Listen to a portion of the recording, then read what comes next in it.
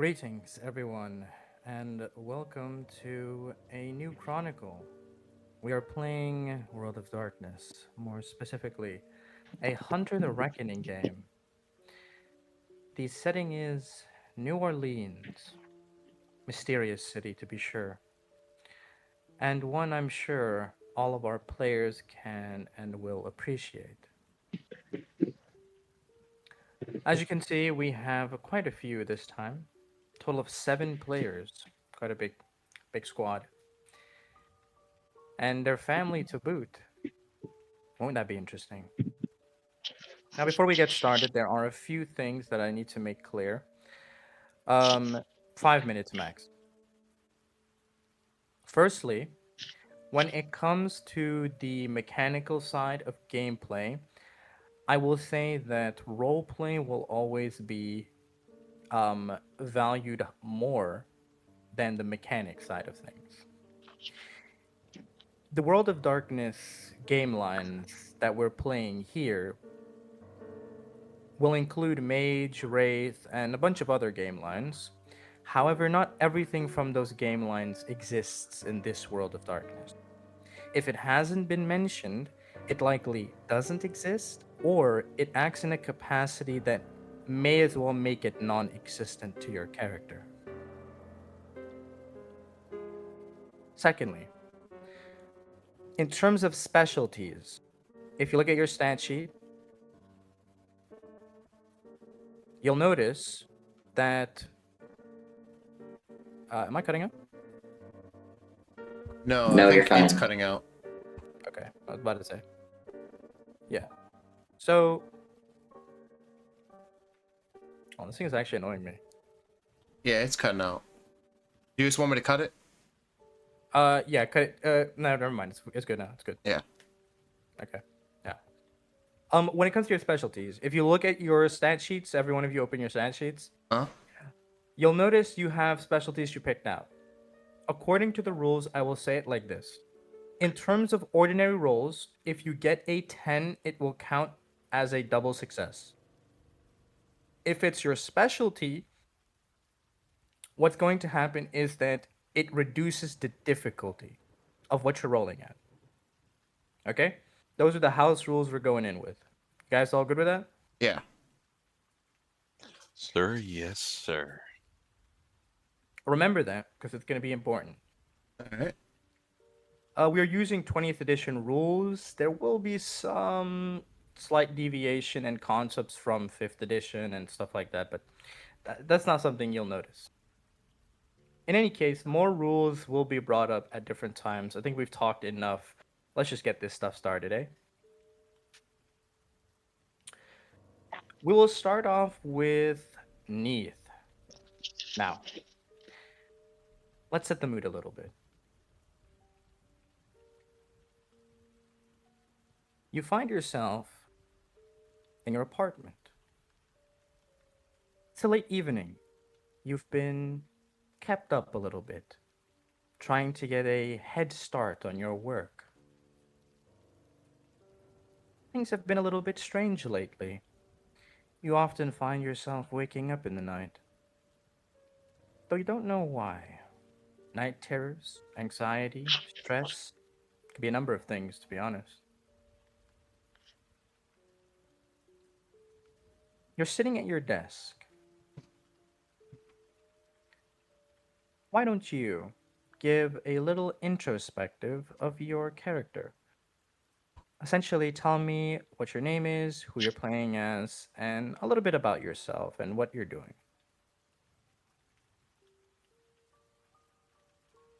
Okay. Hello, I'm Neith, and the character I'm playing is Vanessa Redgrave. She's 21 years old. Her hometown is in Valley, Louisiana. She works as a freelance writer, and she works part-time as in a bookstore. And my character is quite shy. She's more reserved, but she has this morbid curiosity that she's fascinated by the uncanny and the grotesque. Uh, yeah. Is that enough? Good enough, good enough. Now we're gonna get into some personal aspects. You are a freelance writer, and you have surely published either a novella of your own or perhaps a short story.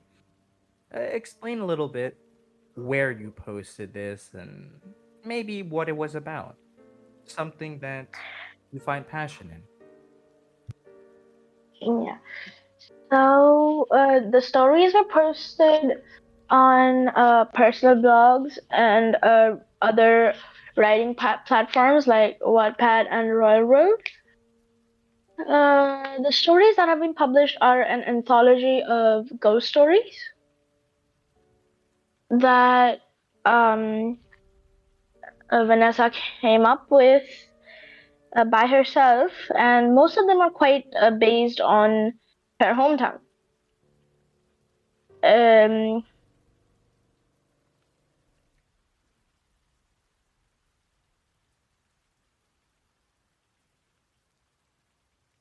hmm, So and is it purely fantasy, as in you came up with the concept completely on your own, or is it you adapted from urban legends like ghost stories you heard around and then you added your own little twist to it? a little bit of both. A few of the stories are urban legends that inspired Vanessa, and a few are like completely on her own that she came up with. Okay. So, as I said before, it's a very late night. You are a little bit tired, but you want to get your manuscript done so that you can rest easy, that the fans that you have won't be outraged that you were late. What are you writing about? What interests you this night? Well, I'm sitting in my desk as usual, my laptop's on, and today I'm feeling quite. I want to write a horror story with a lot of gore. So that's what I'm focusing on. I'm thinking about all these morbid scenarios and which one would stick. I'm gonna take one of that scenario and make a story out of it. Since these are short stories, I'm just thinking of like these short um scenarios in my head, like maybe it's a murder mystery, like a short murder mystery, or maybe it's a paranormal haunted house, or it's just a possession story, or maybe it's an exorcism. I'm not quite decided yet, but I am leaning towards a more gory story this time. I see, I see. Do you work in total silence or do you prefer a little bit of white noise? There is a TV and even a radio. Perhaps there might be something that catches your fancy. Yeah. Normally, I would have a bit of white noise or maybe a crime podcast in the background, but today I'm feeling quite. I feel like the silence is gonna help. So there is no noise today, no music, no podcasts. I'm completely basking in the silence.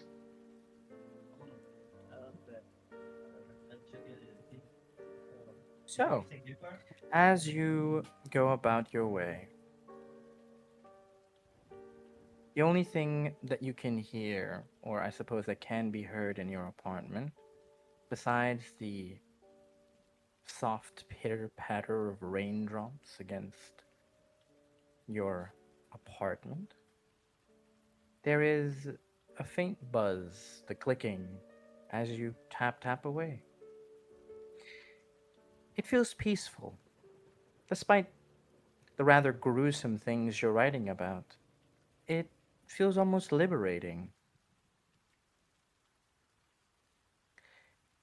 When you're writing, when you're in that sort of state, everything around you just disappears, and you, one who doesn't feel like they belong at certain times, can explore the world that you wish to see. And in that world, nobody is looking at you harshly, nobody is judging. In that world, you can be yourself, and you can act with the love and grace that you yourself adore.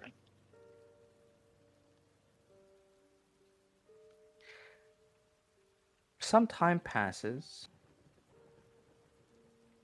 before you hear light sounds from the apartment next door. Doesn't seem like much at first, maybe a little bit of shaking, but then you hear glass breaking. Perhaps something's fallen to the floor. Vase? Hard to tell. That's when you zone out. All it took was that little sound, and you came out of your world. And you could hear it clearly now. Your neighbors were arguing. Simple. Hard to make out.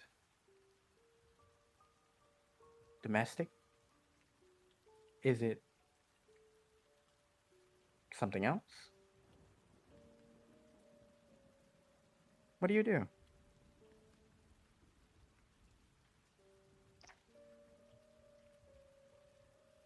As I'm startled out of my trance, at first I'm confused. I'm like, what's going on? Because I was so immersed in my writing that this vast shattering, it stops my train of thought. I'm frustrated. But as the noise becomes clearer, I still can't make out what they're saying, but the noise is getting more clearer to me. I get curious. There's something within me. I know I shouldn't. I know I shouldn't. It's definitely wrong. It's morally, ethically wrong to do so. But I take a step, and then another, until I'm in front of the wall that separates my apartment and my neighbors. And I press my ear onto the wall to try and listen clearly, as if to see what they're arguing about.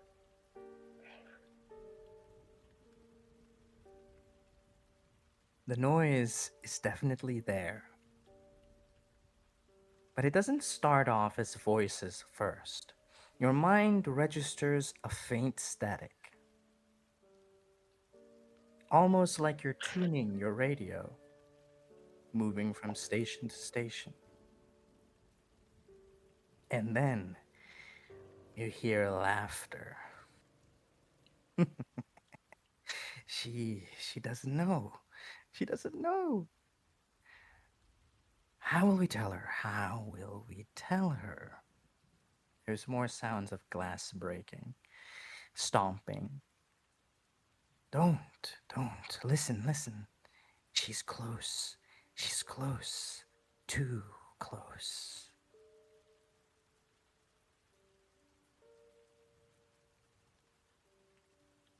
The racket immediately stops. Dead silent.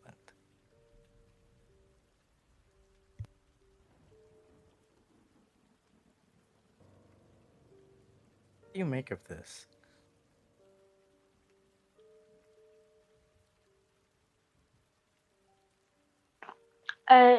Mystic, your voice is breaking at the very last. What did you say? What do you think of this? Okay. My mind starts racing. With my ear still pressed onto the wall, mm, I'm in my apartment, but my mind is somewhere else. Being the overthinking person that I am, I was thinking, this feels this feels weird. It's as if they're talking about me.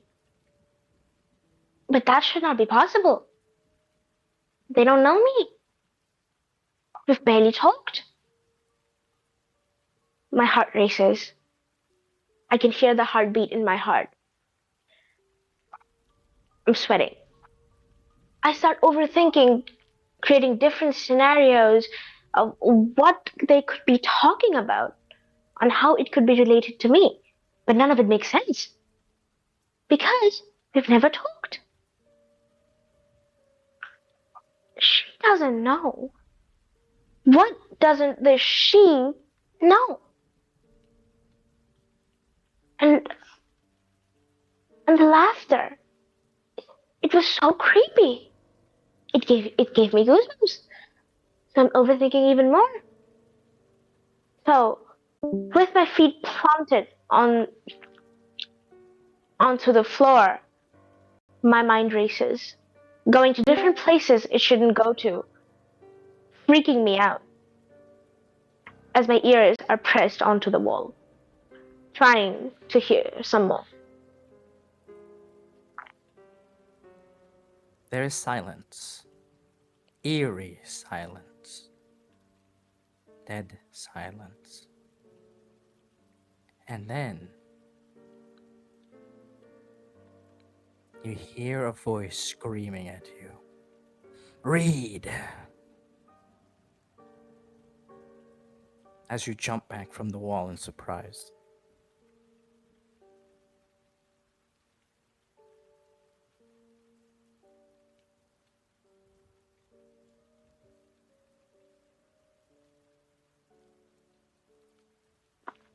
How do you take that? Hyperventilating, anxiety, frozen in terror?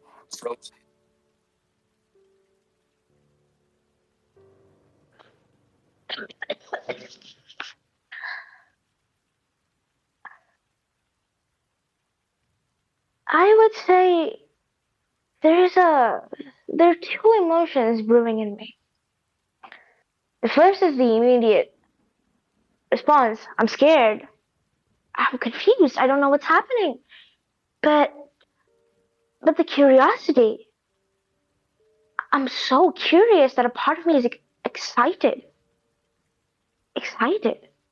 I should be excited. Look at the situation. I should be concerned. I mean, I am concerned. But oh my god, what is this feeling? My heart is racing. I'm scared, but there's another emotion. The curiosity in me. This morbid, nagging curiosity that I wanted to know more. I might get in trouble. I, I might put myself in danger. But oh, do I want to know? These unanswered questions. They'll eat me out if I do not get the answer. So, so as I take the few steps back, I'm scared, I'm hyperventilating, but a part of me is weirdly excited.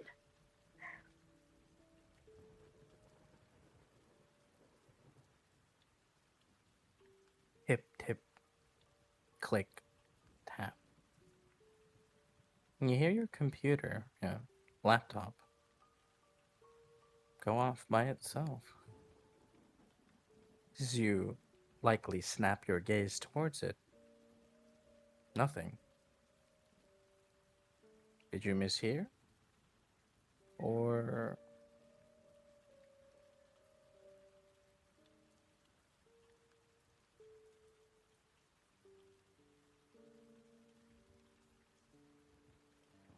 are you brave enough to I check? take a yes, I take a few steps towards my laptop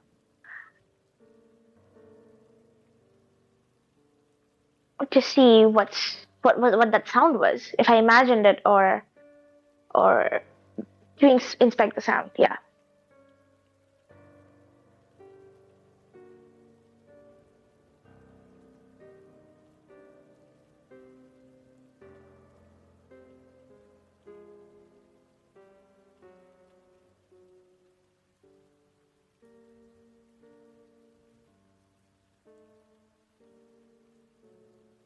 On your laptop, you still have your page pulled up, and your lines are still there.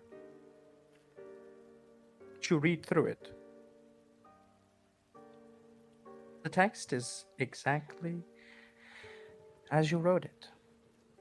The hallway smelled like damp wood and old iron. Flashlights sputtered, throwing pale circles across peeling wallpaper, the kind patterned with roses long since bled to brown. She'd follow the sound, footsteps too slow to her own echo, too steady to be the house creaking. The air grew colder, breath hung in the dark like smoke. Ahead, the hall ended at a door she didn't remember being there. Its wood was swollen, the paint cracked, but something gleamed in the gap beneath, faint and red, like a pulse. She swallowed, pressed her hand against the knob. It was warm. On the other side, someone whispered her name. She froze. It wasn't the voice that chilled her. It was the fact that it came from inside her own throat. The knob turned. The door creaked inward, and she saw.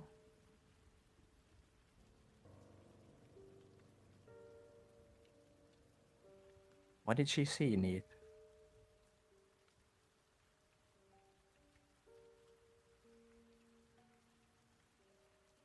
A reflection of her bloody self. Well, now.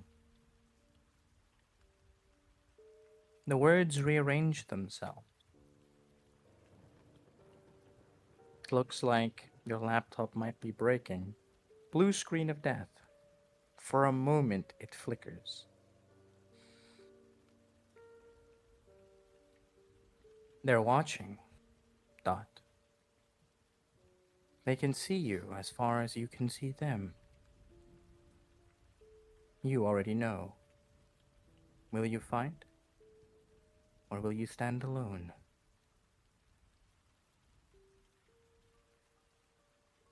Tell me.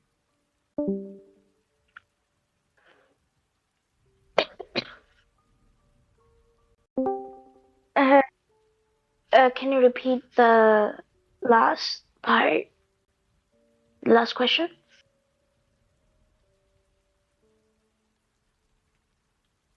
Give me a moment.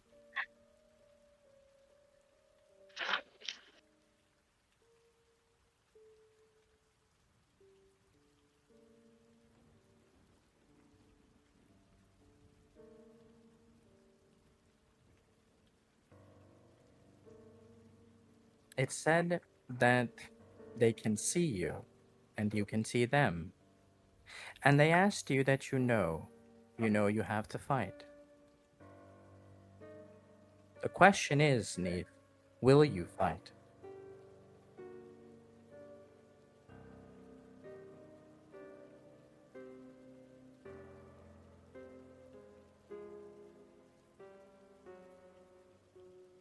Questions erupt in my mind. More than before. More intense. More nagging. Who is they? What did I know?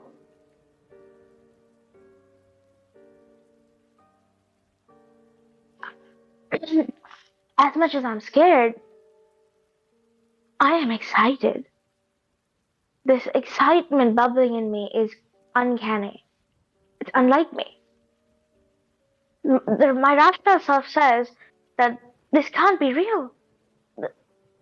Things like this only happen in fiction. But there's an explanation.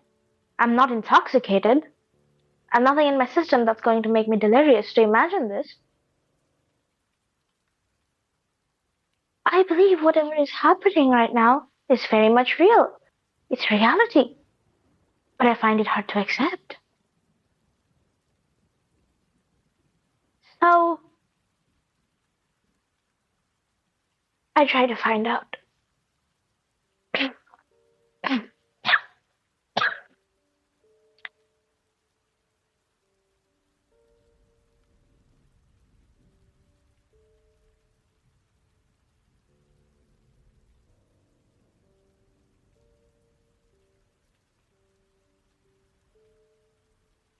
As soon as that thought enters your mind, there's a soft shattering sound. Give me a moment.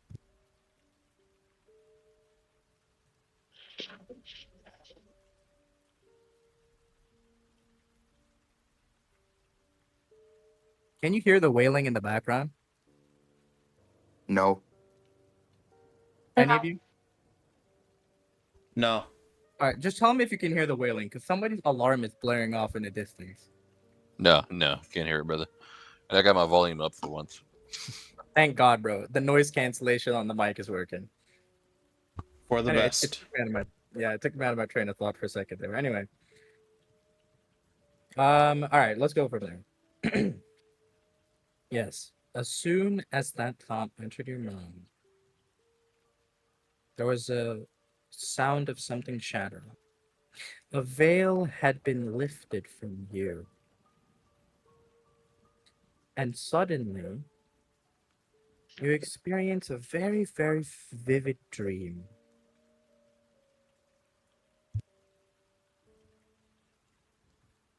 Not the dreams, bro. And so you fell into a dream.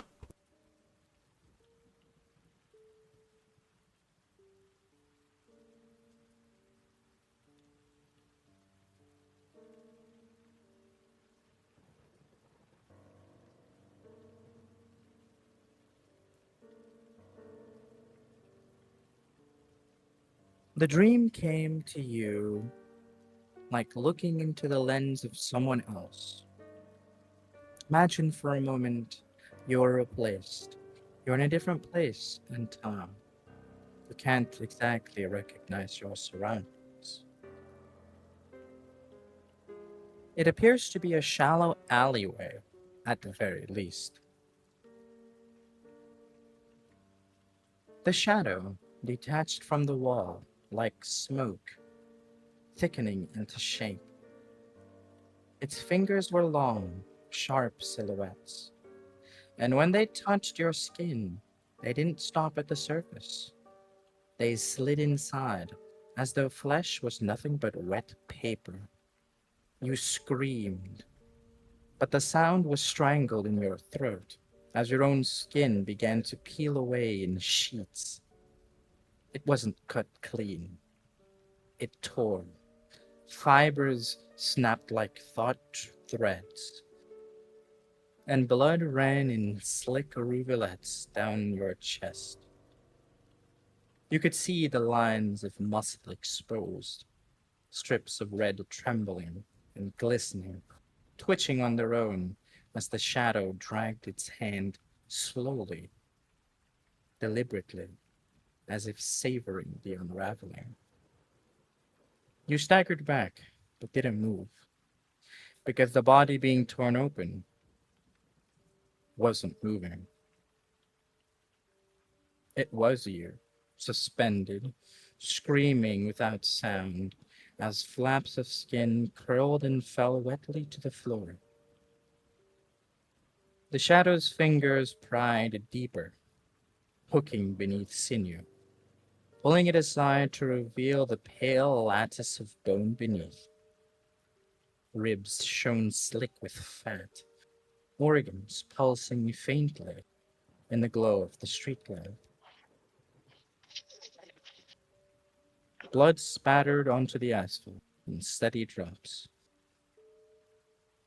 Your stomach lurched as the figure, your own figure, was reduced to ribbons of meat dangling from a skeleton that refused to collapse. And through it all, the shadow loomed, faceless, patient, meticulous. When it finally turned to you, the half-stripped carcass behind it sagging in silence, raised a glistening fold of skin to its featureless head, pressing on it like a mask. That's when the moment shatters.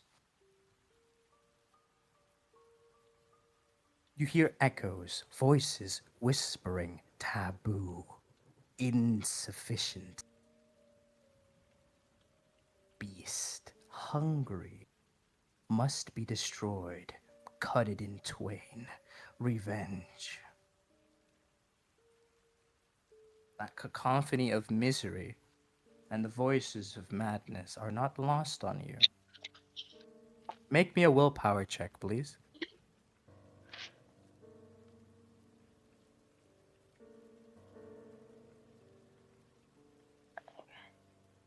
Roll me a Half for taking. willpower. Look at your stat sheet. You'll notice your Yeah. willpower. Look how many dots you have. How many do you have? The circle one or the square one? Both should be the same right now. Okay, 1, 2, 3, 4, 5. I have 5. Okay. Then I want you to roll me 5d10. Your difficulty is set at 6. Okay. How did you ask for a roll again? I forgot. / roll and then space and then write 5d. Do it in the roll 5 section or something.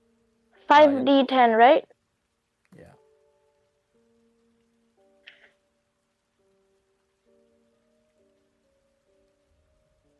What do I? 2, 4, 3, 4. God damn. One success is good enough, thankfully.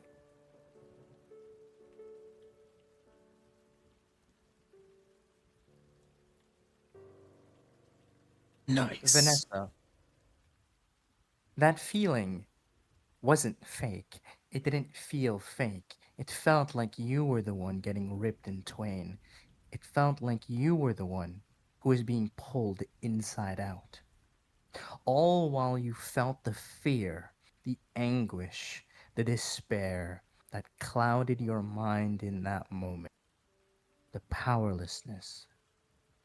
You have a very vivid imagination, but nothing quite like this. No, no, no, no, no. This was too real. You lurch forward. While you did roll successfully, while you did keep yourself together, your body does not agree with you right now. You pour the contents of your stomach onto the floor.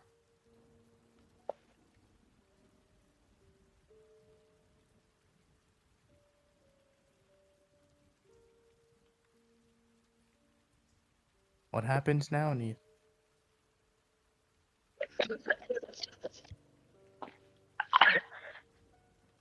My mind is racing. I'm I'm drenched in cold sweat. My vision is blurry. My ears are ringing. I tried to hold my ground. I tried to look around my room, pinpoint objects, and name them out loud so that I know that I am where I am and not where my mind was. My mind is very foggy. I do not know what that was. I have a vivid imagination, yes, but not quite like this. A part of me, of course, is like, write it down, write it down, write it down, write it down. But I'm trying to make sense of what just happened. What did I see? Why did I see it? How is this possible?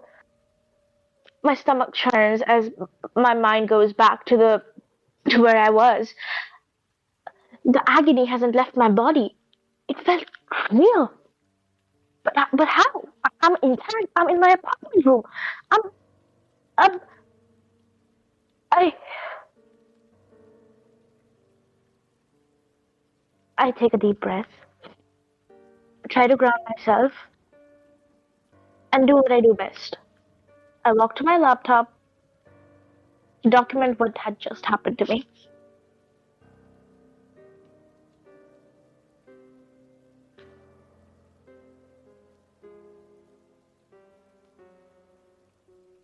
Your moment of panic. Your notes are disconnected, frayed, short snippets. For as much as you try, it is difficult to describe the agony that you have experienced. It wasn't just pain, it wasn't just being afraid, it was the hatred, dying like this.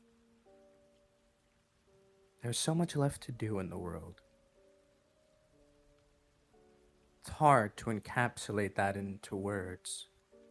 Perhaps for the first time in a very long time, you've met a situation where you can't quite describe the agony of what it is you experienced.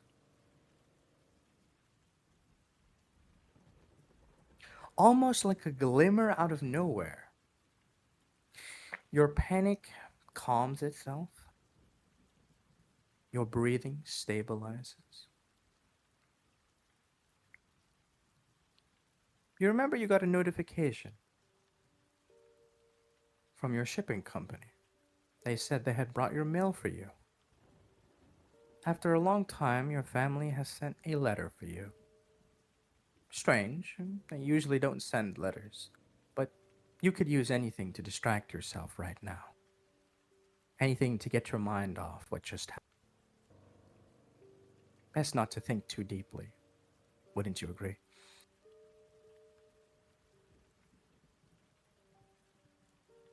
Yes. Yes, the mail.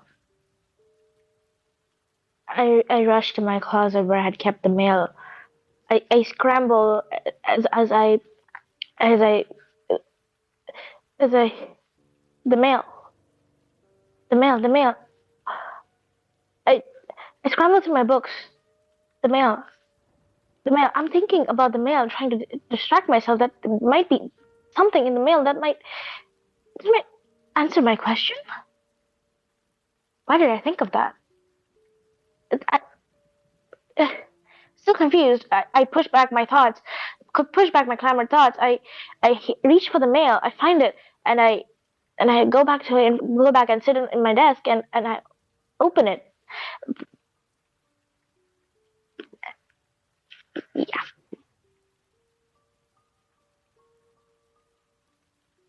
That's why we'll end that scene. So, who wishes to go next? Might want to throw logic before he goes to sleep by accident. I still got a lot of time. You guys can do it. Okay. Who wants to go next then? All Wolf right, trying to show us how it's done. I'll go. This motherfucker been waiting for his time. I mean, no one else is volunteering, so I'll just go.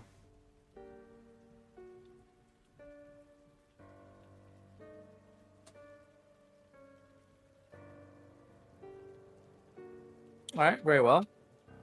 Seeing as nobody else wants to go, we'll do you then. I'll take the bullet. All right, boys, time to get wiped up by a caiman.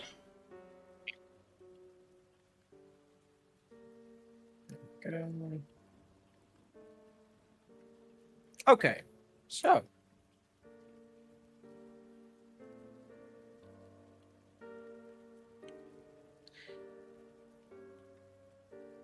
let me see if I need to change anything.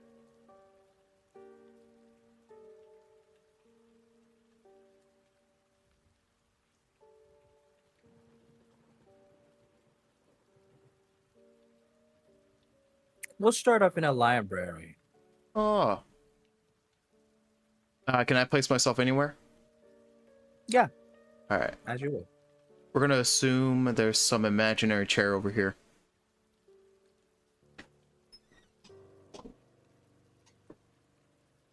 Yeah, I have someone standing. Oh, someone's standing here? Not yet. Oh, well, who's the X then? We'll get to that. All right. Let me just label my character then. Oh, text me. One sec. Oh, Neith had to go. Okay. Happens. Oh well. Yeah, Continue we'll see if on. maybe she'll join a little bit later. No, she's going to bed, bro. She intentionally stayed up for us. Oh my god, bro. She said to send her the clip after, so I'll do that after. But nah, she Alright. stayed up for us, so you know. Fuck, I'm getting lost here. I'm gonna be a bit lost too. Hold on.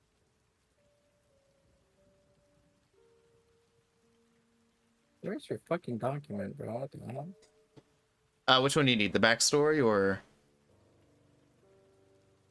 No, I'm just making sure so I don't fuck up the names. Hold on. It's just Eleanor. Or L. E-L. I shortened it to that to make it easier.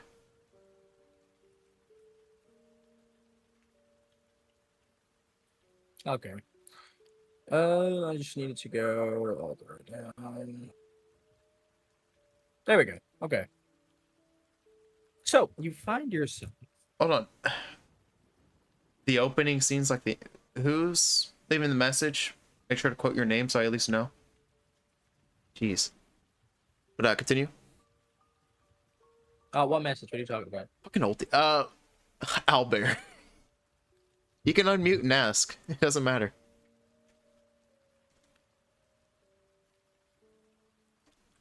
He's asking about the images for the scene. Like how they're chosen. Oh, I just picked something I think is fitting. Yeah.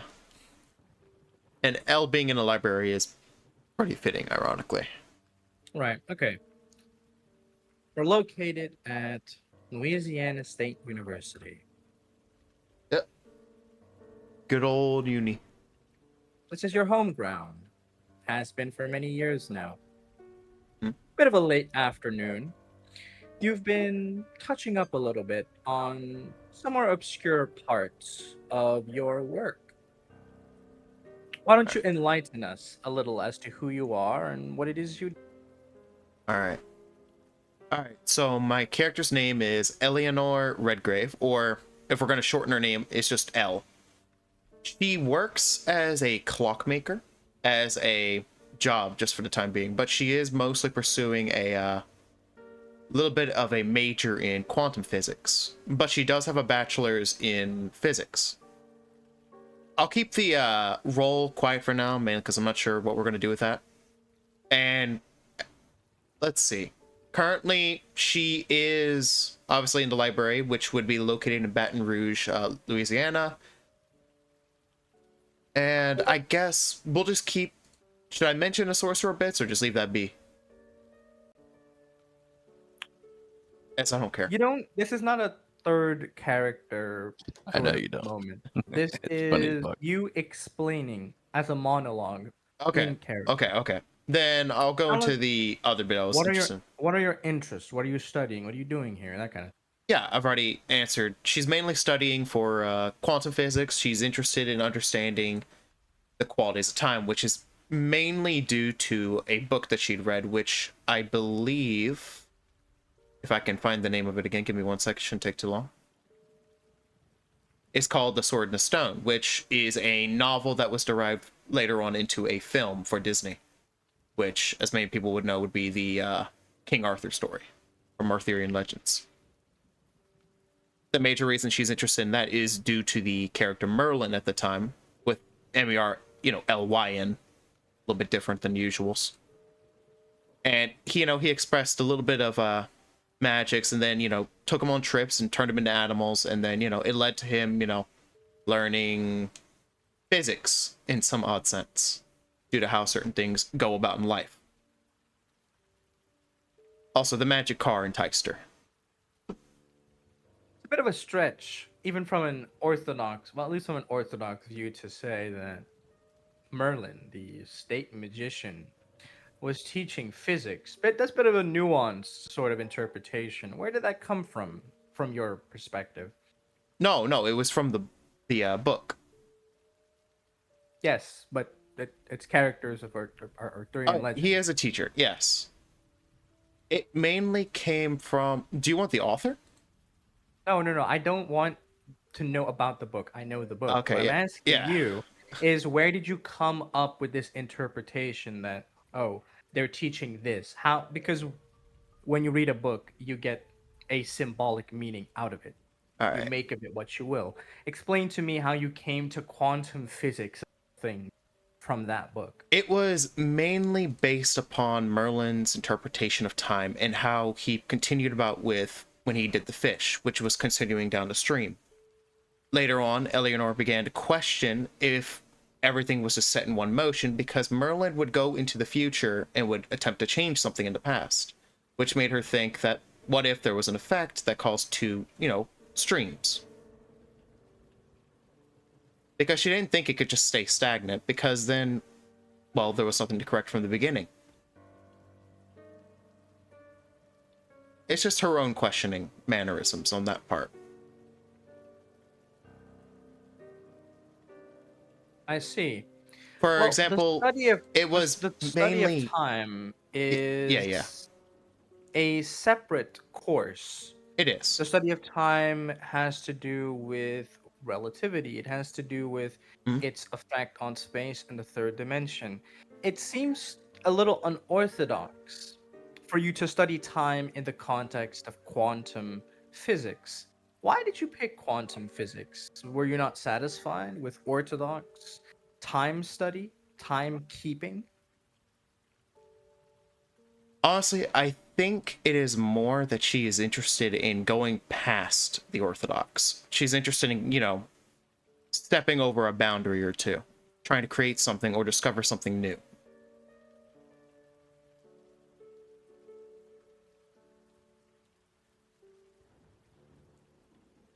I see. And how does the experience of time affect her?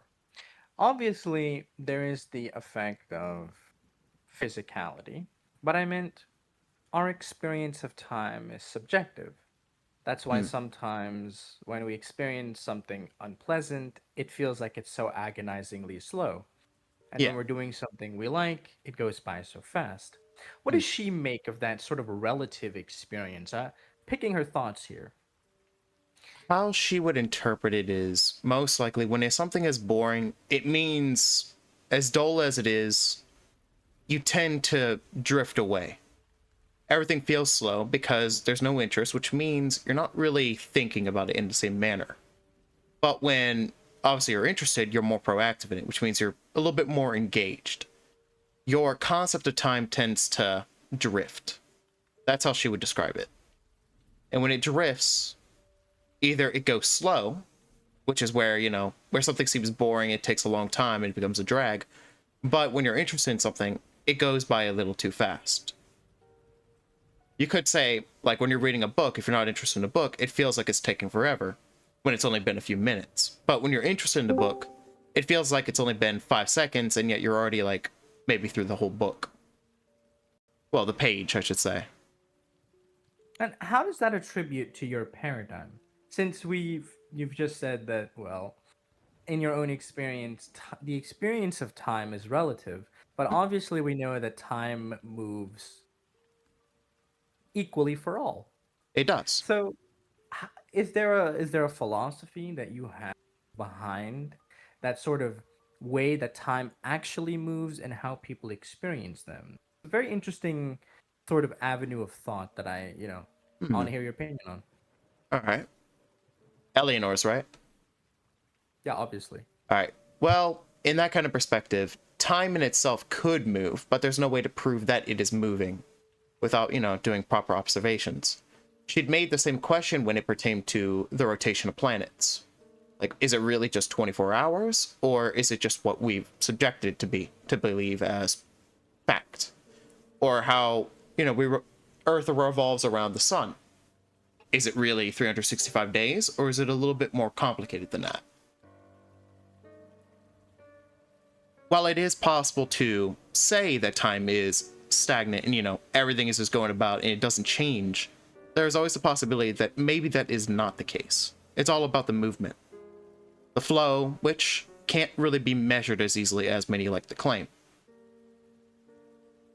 Well, what you're talking about is the measurement of time, but the Yes, movement of time can be experienced. In it fact, can. by monologuing here, as you're entertaining these thoughts to yourself, Hmm? you realize that, well, time is moving. The fact that you can think up a string of arguments, the fact that you can even think at all, is proof to Yeah. yourself, an experience that you know time is moving. But the measurement, how long has it been?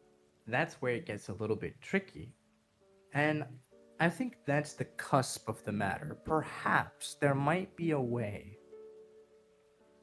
of making sure that a person can better take hold of themselves if they are able to synchronize what they perceive as their time to what actual time is like properly.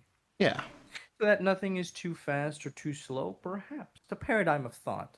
Hmm. Interestingly enough, these sort of measurements, this sort of kind of spitballing into the dark is quantum mechanics at its finest. It's to measure things that we have no category for, Yeah. and they have basis. You've actually had this sort of discussion before with some of your professors. Hmm. You came here to the library to pass the time a little bit. Apparently, the dean is interested in meeting you. Okay. Did he You agreed? specify a time? He'll be here very soon. Okay, so I'm just waiting for the dean. All right. Yes, he said it. He said he'll meet you in the library. Okay. Bit of a personal conversation. All right. That works. So as you finish, or I suppose I should say you were snapped out of your reverie, Yeah. your personal philosophizing. Uh, you see the dean walk into the library. Surprisingly enough, it's a bit empty today. Mhm. Not many people around. Perhaps it's the bad weather. What time would I surmise it to be? It's afternoon. I said it's late afternoon. Oh, okay. Okay. My bad. All right. I believe it would be a good afternoon. She would greet towards the dean with a bit of a enthusiastic smile. He holds up his hand. Always have to be specific, eh? I suppose it's a quality to be admired in one such as yourself. She'd blink a little bit, phased, but understanding what he was meaning by that. It may sound like sophistry, but whether we say good morning or good evening, the intent remains the same, but we want to be accurate to time. I wonder why. Saying good night may be an expression that someone can have a good evening, but it can also be used to tell a person to have pleasant dreams. It's an interesting cultural connotation, I've always wondered. Saying good morning is the same as saying good night, a greeting, but also a wish that the individual in question will have a pleasant day. It's interesting how a greeting can change its context based on the time it's said. Wouldn't you agree? I must agree. That is indeed true. Especially with the connotation of good, it definitely does change perspective of how one greets one another. There's some linguistic gymnastics to be done with saying good morning and God bless you and all such things. But I suppose it's the time department we care about most, isn't it? Of course. Ah, Ah, sorry. I apologize for my rudeness. no, it's no worries. He stretches out his hand for you for a handshake. All right, Eleanor would get up a bit from the desk and shake his hand. It's a pleasure to finally put a name to the face, Miss Eleanor. Why, thank you. It is a pleasure to meet yourself. Hold on. I'm trying to remember his name. This He's the This dean. man- This is yeah. No, this is somebody else. Oh, This is not Copenhagen. no. All right. I suppose it would be more accurate to call him a sort of he's a figurehead, the head of the school university itself. However, he's not the director. Bit of politics, if you will. Ah, okay. You know him as Dean Sampson. All right. Then I guess it is a pleasure to meet you as well, Dean Sampson. Please, No need for such formalities. You can just call me Sam. Sam. Well, I guess it's fair. A nickname even my children have began using on me. By the way, did he call her Eleanor? Yes, All called right. you Eleanor. All right. To, I guess, even a playing field, you could also use my nickname of L. Save a little bit of energy. Much obliged, much obliged. Please have a seat. This is a semi-formal conversation. All right, no problem. She would sit down again.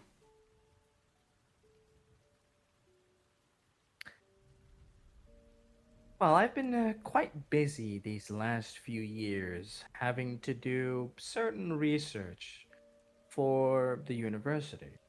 We have a reputation to keep after all. So in such time, I have missed out on experiencing the new talents brought to our school. Luckily for us, Herr Copenheim has been keeping track for me, Oh, he and has. he has informed me of your capability. Hmm. In light of this, I have done a little bit of research into your capabilities, miss. I hope I didn't offend. Oh, it's none taken.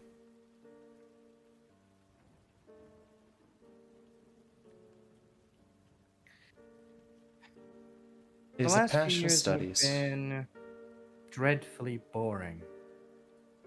Funding is being cut in Mhm. all these silly places. And thanks to those damn terrorists, it's so hard to get new sponsors. Nobody wants to come around here anymore. We've become fools on the global stage. He's referring here to the 9/11 incident Yeah, that happened only a few months ago, from your perspective. yeah. Any thoughts to share on that subject? At the mention of the terrorist attack, even Elle would grimace. Such an attack was obviously a huge hint that we needed to up our safety procedures, which I believe was also being done at this time as well, with us airport security, right? Yeah. All right, so yeah, that was one thing that was good. But honestly, a part of her did wish to see that this war ended in America's victory. After all, she is an American. And I think his name was Saddam Hussein. I think at this point in time, he isn't caught yet. Okay, yeah. I don't know if we remember his He name, but hasn't. He hasn't been executed yet. Because remember, he yeah, got executed a few years later. yeah, But yeah, it's not. We haven't reached that point yet. yeah. Although she does have a single thought. She would like to see the orchestrator behind this terrible incident brought to justice and maybe publicly executed.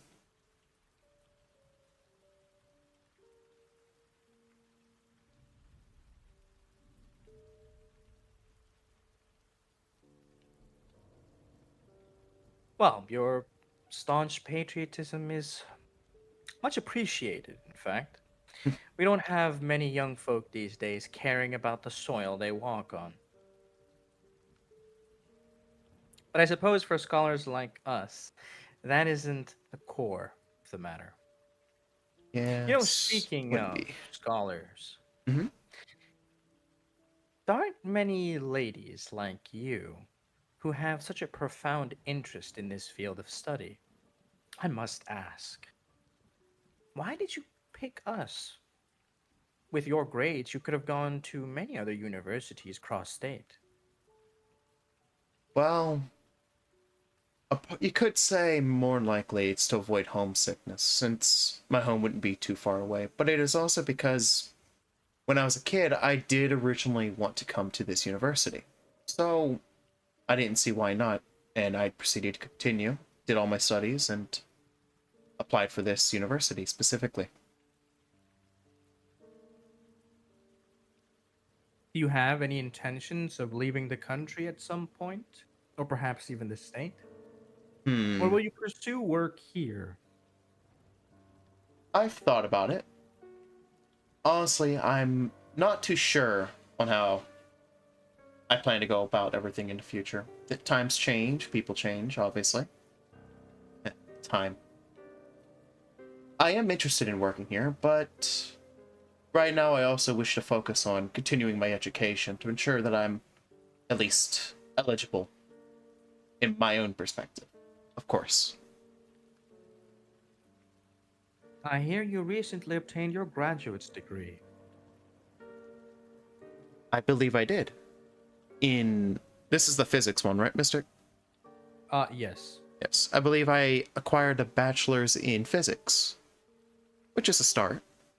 Although I would rather continue on with my studies and maybe go up to a doctorate. I see. I have a recommendation for you. Call it a bit of hands on experience. Oh? You see, I'm sure you've encountered it already, but there's a lot of politics at play in the circles that we scholars frequent. Yes. There's politics everywhere. Many of these people are short sighted, Mhm. arrogant, conceited, and, to be frank, madam, they're quite sexist as well. They don't take kindly to seeing a young lady like yourself show up and, well, shall we say, show off your talents.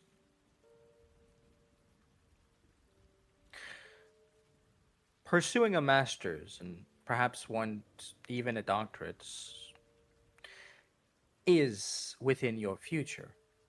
And with the skills you have shown us here, you are more than worthy.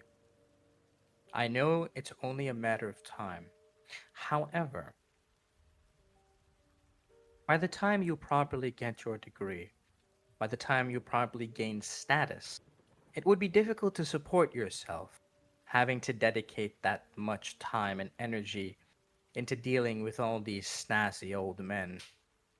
And on top of that, having to write your thesis can be quite difficult. Trust me, I've been there before. Yes, that has been something that's been vexing me a little bit.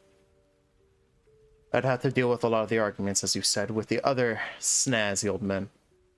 And they may even try to rebuke any claims I make. In light of this, Herr Copenheim and myself have, shall we say, done a little bit of PR in your favor, miss. You see, there is a position open to you that could rapidly grant you not only resources to fund yourself with, but also give you hands on experience, industry contact, and accelerate your way to the top. Hmm, that does sound tempting, but what exactly am I required from it? No such thing as a free lunch, right? Mm-hmm. You see, we are willing to grant you this opportunity so long as you are willing to represent our university. Many of our alumni are being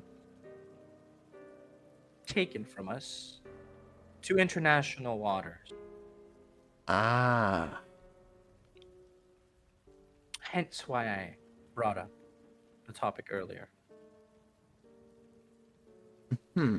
I want you to remain here to show off your talents here in this state, in our university, and gain a record here in return for granting you your wish for obtaining and reaching higher on the corporate ladder in the world we live in. You will bring us prestige, prestige we desperately need. What say you? Are you interested? It does sound interesting, but what comes after the growth of prestige, do you still want me within the state, or would I be free to move around a bit more? Maybe try to promote the university even further. Well, what you do afterwards is fine, as long as Ah. you maintain connections with us. Mm-hmm. Research laboratories that you go to and companies you work for in the future will know that you are an alumni, a product of the Louisiana State University. That is more than enough press. Hmm. All right. I'll agree. Very well. The Should be a job bit offer of is an quite interesting play. simple. Are you familiar with Lumicon? Limicon. I do not believe so. It's the Louisiana University's Marine Consortium. Oh. You see, we are very much interested in exploring marine life. And these people need equipment. Things like chronometers, calibrating shipboard timepieces, tide instrumentation, Oh, things that require the skills of a accomplished horologist yourself. I see. So a little bit of a tinkering with the various gadgets. Too many within the 2000s at this point. But I can see where that's going.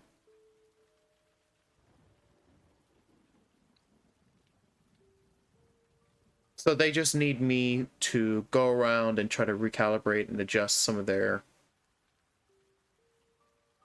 gadgets, I believe, correct? Essentially, you basically, I'll explain out of character. This is something you do know. There are a lot of companies that Mhm. need Oh yeah, like a lot. instruments that require exact timepieces, like Mhm. pressure meters and things like that. It needs to be done on time, especially for precision equipment. Yeah, If there's delay in ticks, you're fucked. yeah. So they will bring a researcher along who is familiar with these kinds of things. And since you are sort of good at crafts and things like that as well, Yeah. it's helping you to be like half engineer at this point. Hmm. So that's why they open this position for you. Okay. Yeah, makes sense. He hands you a document. It's essentially your job application. Oh, wait, do I still have to fill this out? Or Yeah, just fill it. You don't have to write it. Just fill it okay, out. all right.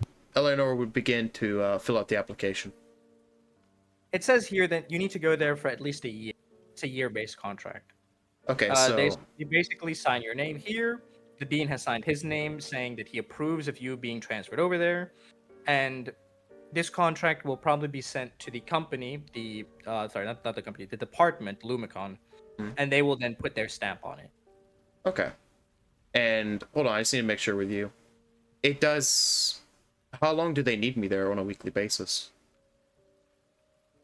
Just like you are right now. They need you to be there. They need you to work, and yeah, they need you for like it's like a day job. Okay, so it's just like a, let's say an 8 to 5 or something. Yeah, it can be Probably longer depending less. on what you Or need to do. You'll have busy yeah. days. You'll have slow days. Like, Okay. yeah. They need your expertise more than they need you to be hands-on working. All right. Yeah. So that means I would have some times off. All right. I can work with that. All right. Yeah, she would sign everything. It's a pleasure doing business with you. I Same must to you. say, I am excited to see how far you can truly go, Miss L. I am excited to see how far I can go as well. And I do appreciate the offer. Indeed. Um, you remember that, well, Miss Rachel. Well, I suppose I shouldn't call her Miss. She's your aunt, isn't she? Yes, sir. She said she was going to send you a letter. A letter. Seeing as you're free now, it might be best for you to go and confirm the contents. Okay. It's already the end of the day. Yeah, that shouldn't be an issue. There was that thin drizzle rain, sort of a shadowy gray late afternoon. You're walking home, and you take your letter. Now, Mhm. before we cut the scene here, there's one last little panel. Dean Sampson, alone in the library, meets up with Herr Copenheim. They have a little conversation. Copenheim asks, "What do you make of her? Will she be useful?" Samson replies, "It's difficult to say. She's quite well spoken for a girl her age. I had my doubts, Copenheim, but it seems she'll be at least worth investing." There's a stamp placed on your job application titled NWO. That's where we cut the scene. Jeez. All right. Who goes next? Are there logic or ulti? One of them has to go next. I'll go. Oh, Is that all right? Or would you prefer or would you prefer logic or ulti? god damn! I gotta turn your ass down. I gotta turn your fucking ass down. Is that all right with you, Mystic? Fucking ears. There we go. Yeah, I just need to confirm these guys are still alive. Ulti, Logic, you still alive? Hello. How my Yeah. voice? I Okay, don't mind. bet. Did you want to do our Ulti, scene I'm still here. together? Did you want to do Hey, our scene together, Ezzy? Mystic, before you continue, NWO is Oh, what I think it is, right? The conspiracy-based thing? what are you talking about? We'll talk about it after then. I don't know what you're talking about, nigga. Okay, we'll talk about it later, bro. we are not doing our shit together. Fuck off. All right, let's move on before anything else gets said out loud. All right. Nope. We're going to go with Sai then. Oh, I do want to confirm. Ez, did you want to do a scene together or no?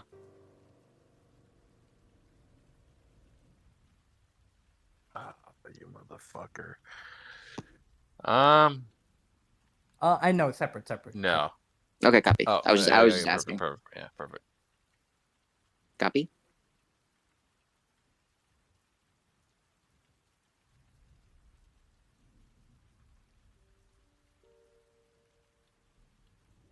Carry on.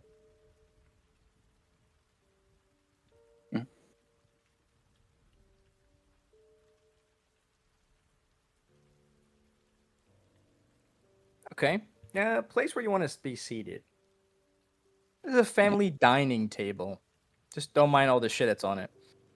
Copy. Let me just. For some reason, it kicked me. Let me just jump back in. Put a leaf. Sit here. Okay.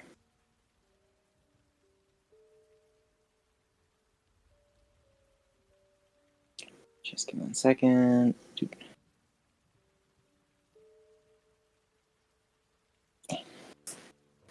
Unlike the others, Sign, this is a bit more of how you want this to go, since you wanted to talk with the family.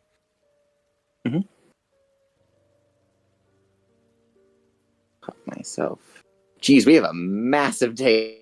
That makes sense. It's Yeah. mahogany. Start knocking on the table. Mahogany. No. Mahogany. No. Let's get serious.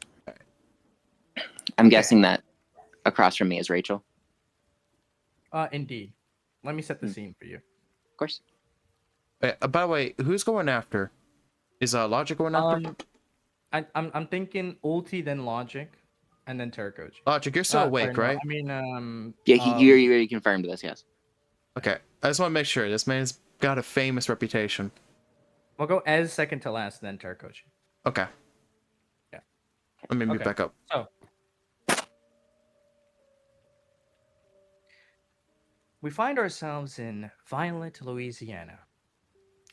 For those unaware, it is a very, very small town.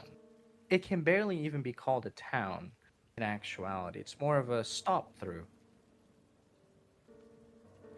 connected to St. Bernard.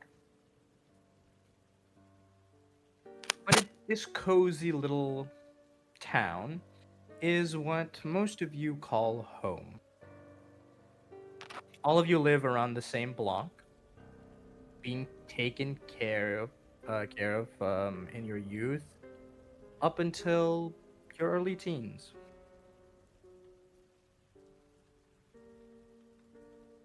The memories feel sunny. For you, Henry, it's a bit more lonely. You were the youngest, and while you were spoiled by the adults, there weren't any other children, at least from the family, that you got to spend your time with. By the time you had arrived, most had already left.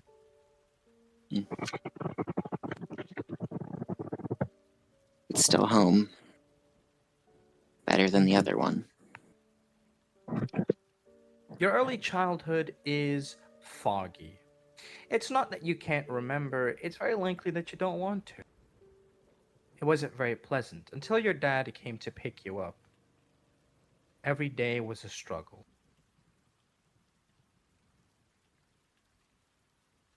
You know in your heart that you are likely a beggar, that you are likely a slum rat.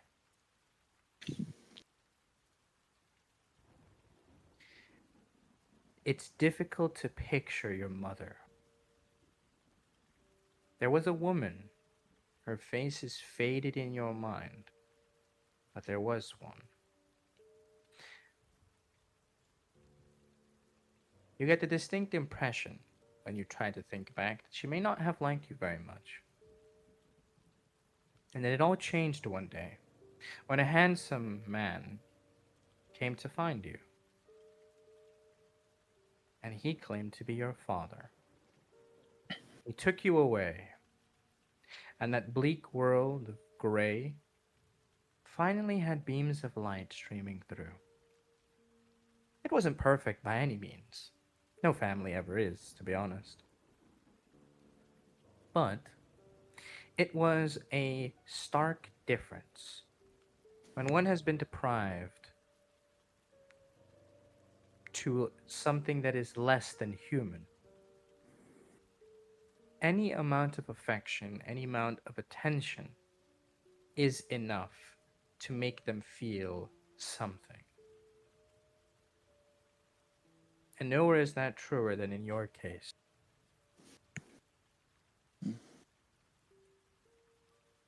Once more, it's a very stormy night. The ground is muddy, splashes here and there. It's a quiet night. No traffic, nothing. Nobody even passing through. The lights are on. It's a bit cozy. You know today is likely to be a very important day because your father had told you that today the family was going to gather together to talk about something important. You hadn't seen him for many months. The last few years have been that way, not only because you were away on your education, your school trip,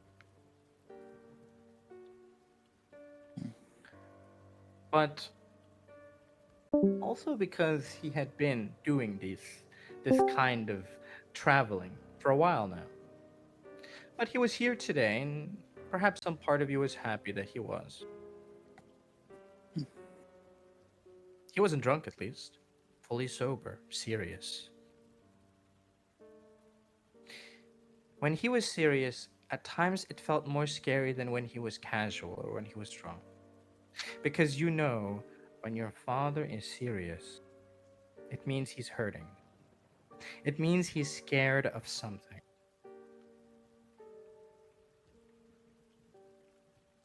There were sighs, softly, but you know your father well enough to know when those are happening.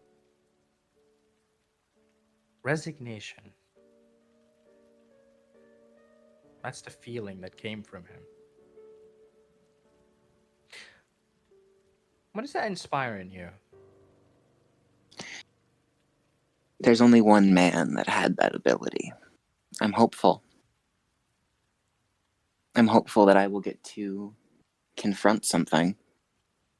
It's awful knowing that that person vanished off the face of the earth, but if there's one thing that got my father to put down the bottle and act like a sensible adult, it was that man's presence. So I sit and I wait and I bide my time. I'm happy to be back, of course, but there's a certain pretense that I can't dismiss no matter how hard I try. I know why I'm back. At least for the mission I made myself. I know why I took it upon myself to even burn every letter my friends at school gave me to meet up later. I feel like the path that I'm going on myself doesn't have the chance to see them again. I'm happy to see my family, but I'll only know real satisfaction once I see that man, once I see Uncle John again.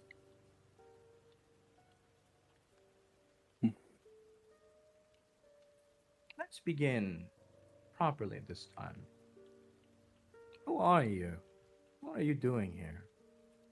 And why are things so strange? Hi. So, my name is very simple. It's Henry Redgrave. I used to have a different last name, but that one doesn't matter anymore.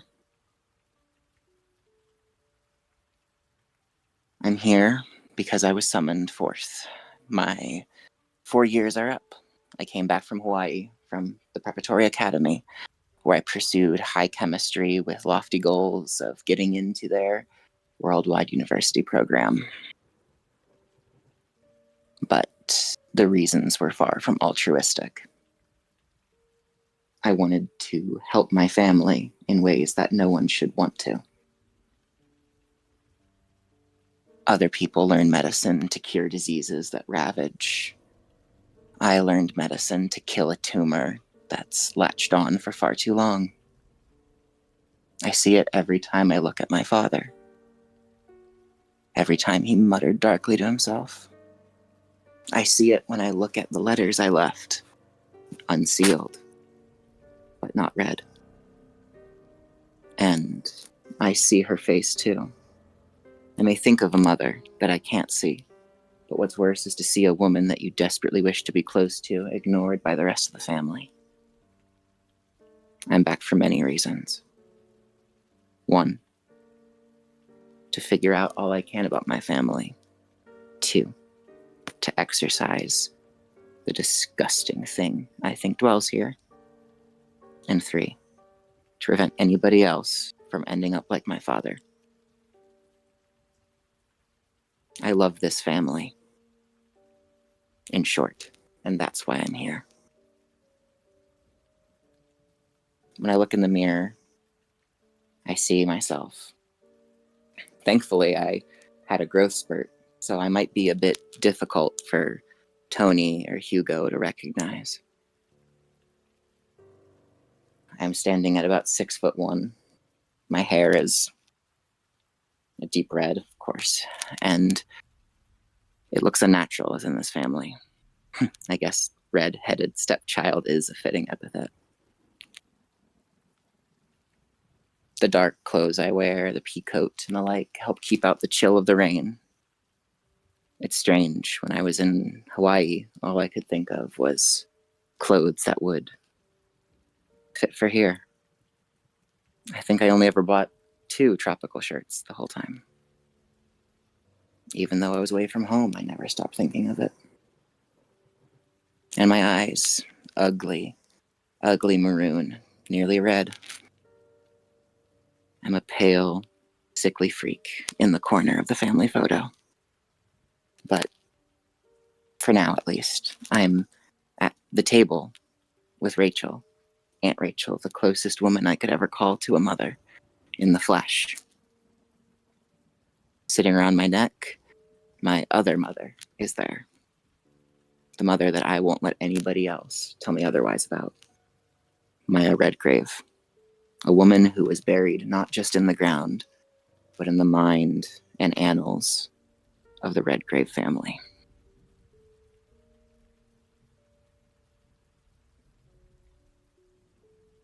Well, despite your rather grim view of yourself and the resolve you carry, those dark burdens melt away in the presence of the person you're sitting across from. Mm. It is no exaggeration to call her the son of the family. You've met many people in your trip to Hawaii, in your time there, and even beyond that.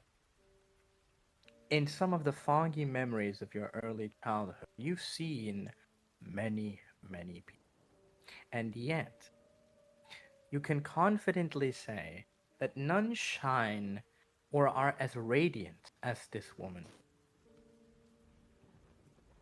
She is youthful, quite youthful, in fact.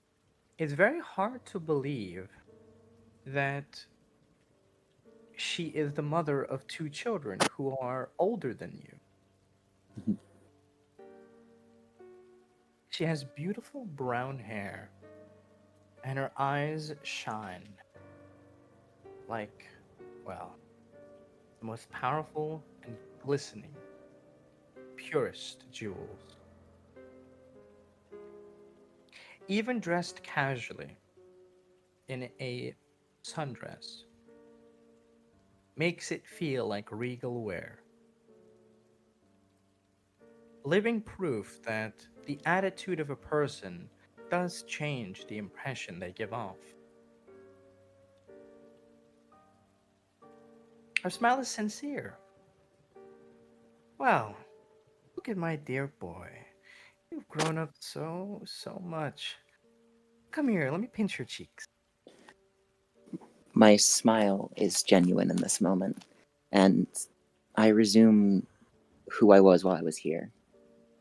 I'm all smiles. I tried to emulate this woman. I still do. I don't know what her talent was, but she thoroughly ingrained my own need to shine like that.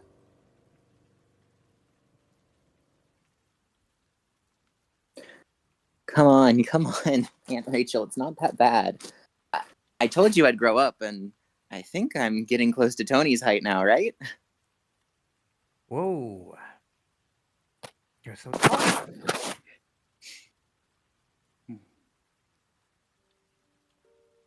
At least we won't need Tony to grab anything off a higher shelf for me anymore. I guess we can get rid of the ladder. She looks around a little bit. She could have sworn she felt something just now. Must have been the wind. Well, tell me about yourself. It's been too long. You know how lonely I was after all of you left? It's unfair, I tell you. You know, if I could, I probably should have taken a school closer to here. It was difficult being without you, if I'm being honest. I regretted my decision for a while. Aw, shucks. You're making me blush. I met a lot of friends. Hopefully there weren't any floozies trying to take you away from me. No. None of them were as pretty as you, so of course they couldn't charm me. Flattery will get you everywhere, young man. It really made me realize something, though, over there.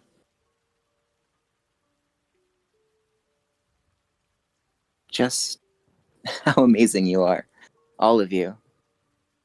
2 years. I can't believe I can truly say my childhood began when I was 12. Kind of embarrassing, right? Well, we had our rough patches, but I'm glad to see you're doing well. How. And he turns his eyes to the stack of letters. So you received my letters? Yep, I read every one of them. Cute, I have to say. Did you get the. Oh, what? I'm so sorry. I forgot. He goes over to his bag and starts rifling through it. So I know that you're okay on coffee, but I know that Uncle Paul's a big fan. So I decided, and I bring back the souvenir I gave to Aunt Rachel, which is some of. I have right here my notes. I put in her hands Kona coffee, which is one of the most expensive coffees in the world, unless you actually live in Hawaii. Here. Fancy schmancy. You didn't have to. Well, I felt bad with, the first time you, the letter you gave me about, all the. I couldn't just send a letter to Tony, or Hugo. I had to send them those voice recordings. I wouldn't feel sincere otherwise. So I felt like I was maybe neglecting you a bit.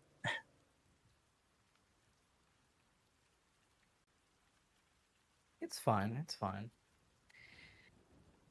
Seeing you grow up like this is all that I really need.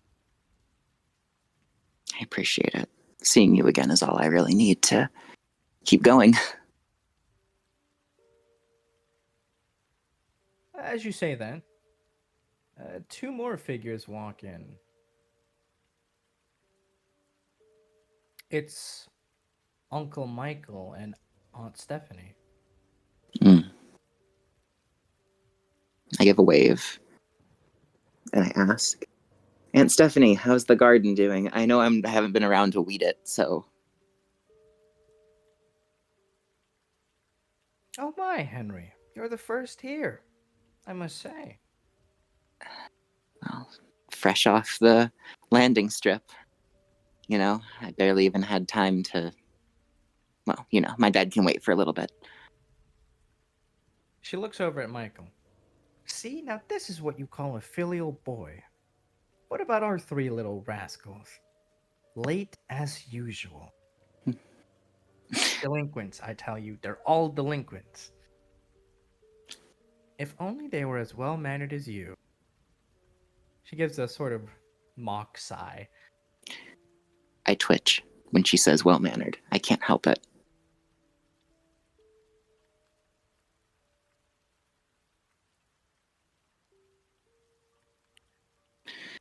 Uncle Michael is a bit of a strange one.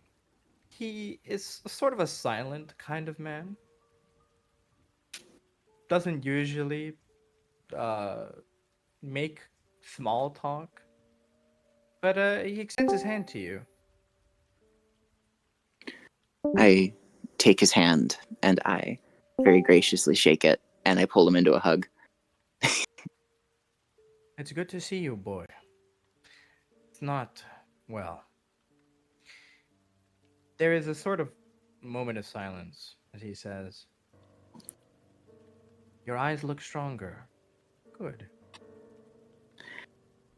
Well, I can't be afraid of boogeymen on the edge of town forever, right?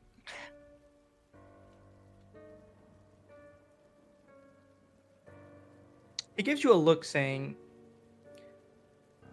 that's a sort of sarcastic look, like, we both know this is about something else. But, he doesn't say it. He lets you save face. He just gives a laugh at that.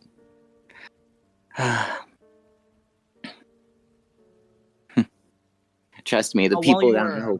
Sorry, my bad. Sorry. You go. No, you go first. I was saying, yeah, after all, the weird things I saw in Hawaii were about 10 times as scary. There was my first week there, I got attacked by a blanket squid. He gives you a sort of serious look. Be careful on the shores. No context or anything, but it's you get that sort of you kind of learned over the years that he very much speaks in almost riddles. At first, you didn't understand what he was talking about, but if you listen to the tone of his voice and kind of read his micro expressions, you can tell that he seems to be talking out of experience here. What experience, you aren't certain, but I pause for a moment, and then I just I smile and go, Momentai! Don't worry about it. I understand. I'll take it easy around there, okay? I play it off. I know how this goes. It's better to end the conversation with a pleasantry, not to worry Aunt Rachel or Aunt Stephanie. He gives you a piece of paper. I take it.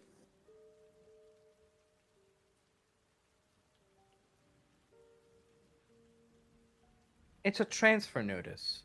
Property transfer. You look confused for a second. He elaborates. This is your inheritance. Your father has likely not brought it up with you. But in our family, when you come of age, you are granted land to live on, a place to rest your head, and a vehicle. Mm.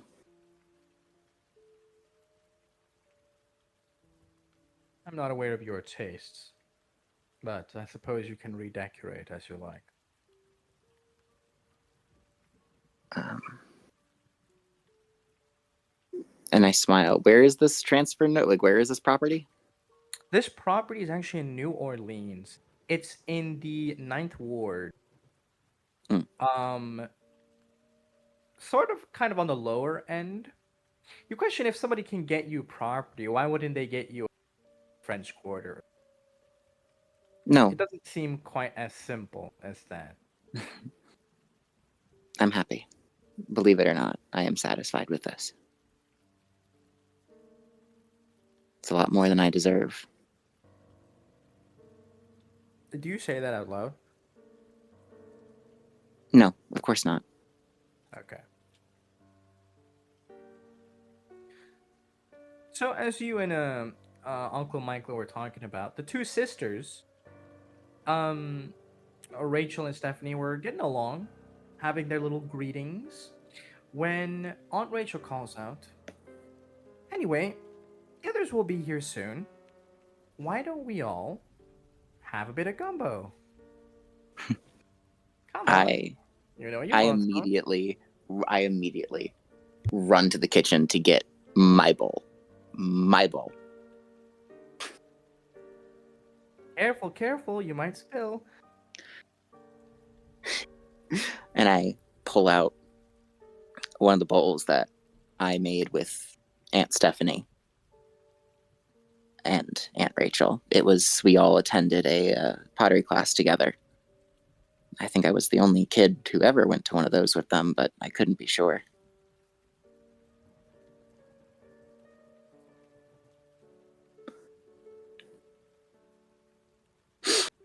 You and you and Aunt Rachel are in the kitchen preparing food for everybody else. Mhm. There's a conversation going on between Stephanie and Uncle Michael. Now, it's a bit of hushed conversation, but your years of spying have allowed you to be more aware and be sensitive to conversations that might be important. So I will allow you to roll for trying to hear what they're saying. Mm-mm. What do you recommend? What do you want to try out? It has Mm. to be one of the mental skills with maybe something like alertness or awareness. I would like to do perception and alertness, and to to wait. So the kitchen, does it have one of those is it like one of those walk-in kitchens with a dolly window, like between like one of the counters and like the next room over, so you can open it up?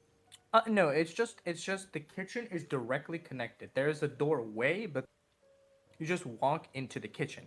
This is So, because it's an indoor kitchen, right? mm, They don't actually cook in the indoor kitchen. There's actually a hut outside where they cook so that the smoke and the oil and stuff doesn't mess up the house. mm, mm, mm. But after they prepare the meal, If they finish cooking, they bring it into the house. So it's more like this kitchen is for decoration, if anything. Sort of the Okay, I Asian got you. style. So it's So basically a kitchen where at the most they're going to do is reheat it. pretty much, yeah. Mhm. But this is when all the tableware is and stuff like that. And because there's an open doorway, now it's still quite a little bit of a distance, right? It's not normal to be able to hear from that far away. But, if you're really like somebody who is very sensitive, you focus and stuff like that, you can do it. So to give So, myself a bit of an edge, if you don't mind, I am actually going to tell Aunt Rachel, 1 minute, you forgot something. You forgot one of the, and I'm going to look over at everything that she has assembled. Oh, you forgot the sausage is still hanging up over there. Give me 1 second. I'm going to maneuver myself closer to the doorway. so if we're looking at the map here, you see where there's a door here, right? Let me use the pointer too. Right here, Yeah. this door is open, and it directly leads into a hallway that's about like this, like half Mm. of this room, and then it goes sideways into the kitchen, which would be somewhere around here, right? Copy. So you're standing there, and you walk to the edge of the door, and it becomes a little bit easier to hear. So we're gonna reduce the difficulty from 7 to 6. Copy. All right. It's gonna be 5d10 regardless, so might as well try, right?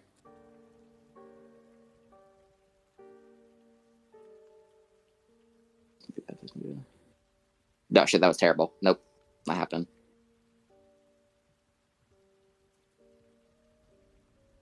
Okay. Yeah, that is terrible. Yeah, I know I should have gone for Charmed Existence.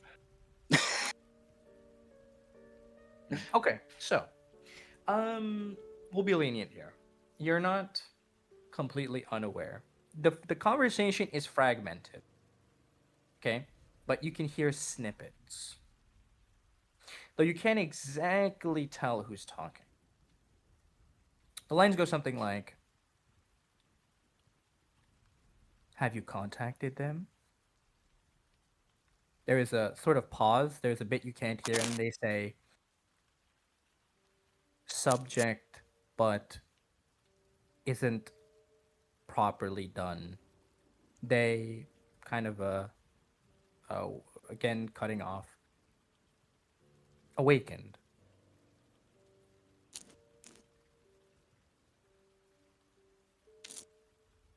There's a bit of frustration from you can tell this time because it's a bit more bit of a heavier tone. This is coming from Uncle Michael.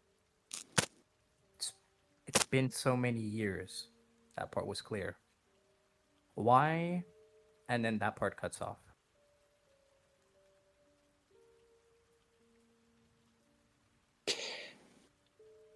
I peel myself from the doorway. I grab the sausage that was laying on one of the outer tables, and I bring it over to Aunt Rachel, and I just say, "Found it. Sorry, I didn't know if you wanted the Bellissimo or the ones you like from Miss Maggie in town."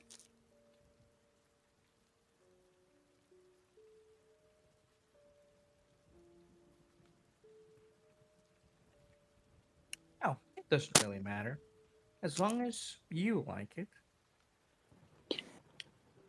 That's all that's really important. Aunt, that stings a little bit when she says that, but not in a bad way. It's like instead of blood flowing forth from my chest, it's that same warmth she exudes. It's mind numbing. It's like swimming in honey. It traps you, melts you down. And Aunt Rachel, have I ever told you how much you matter to me? She gives you a soft smile. She's very surprised at first. She gives you a soft smile. You don't need to tell me. I can feel it through your expression.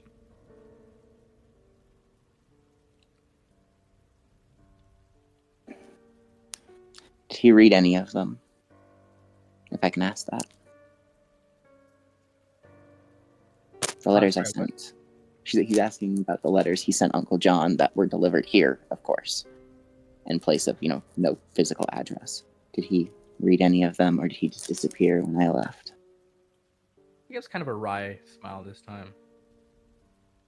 Sorry, but he hasn't been around. I see.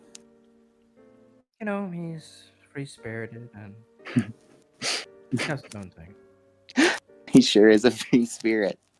I can tell you that. I remember he made me walk a whole mile for ice cream.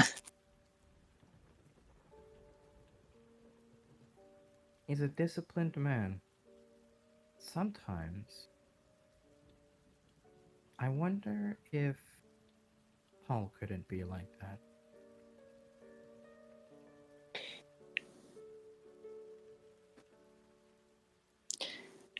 Rachel, if you don't mind me asking, I know this is a silly question with how kindly you treat me, but I really do need someone to answer me on this.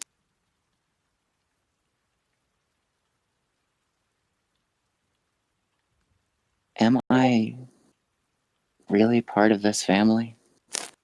I want to fit in, and I really want to be here, but the other siblings, they don't really know me. I never really got much correspondence from Hugo or Tony back.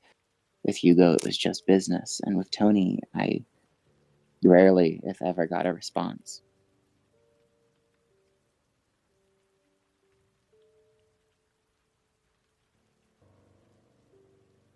She gets a little bit serious. It's not just you. All of the others have had their connections strung up. It's intentional.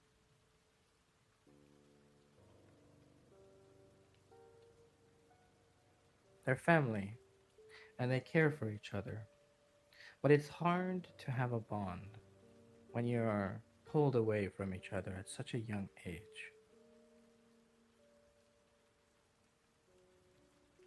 But family is not something you choose or something you're born into. They are the people who you're forced to rely on, even if you don't want them to.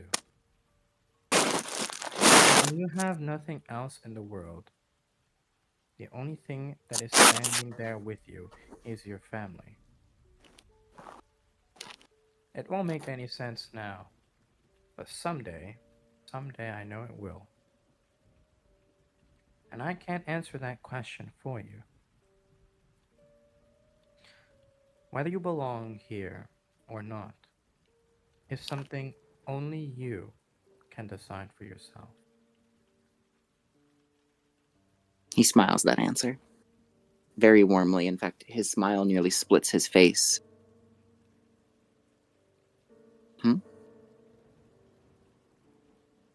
What's wrong, Alti?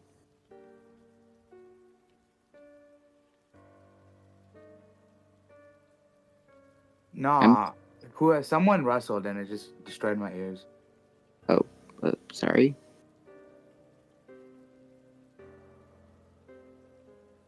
Well, I'm very happy with that answer. You've given me an incredible amount of freedom with that. And I think it will help me build my own answer to it. Now, I'd like to think I belong after all, as he reaches the locket on his neck and he opens it up, revealing the picture of Maya. On the other side is his father. Well, it was at one point. Now it's a picture of Hugo and Tony.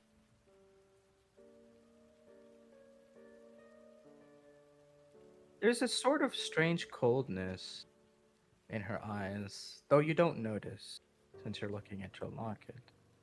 But she doesn't look at the faces.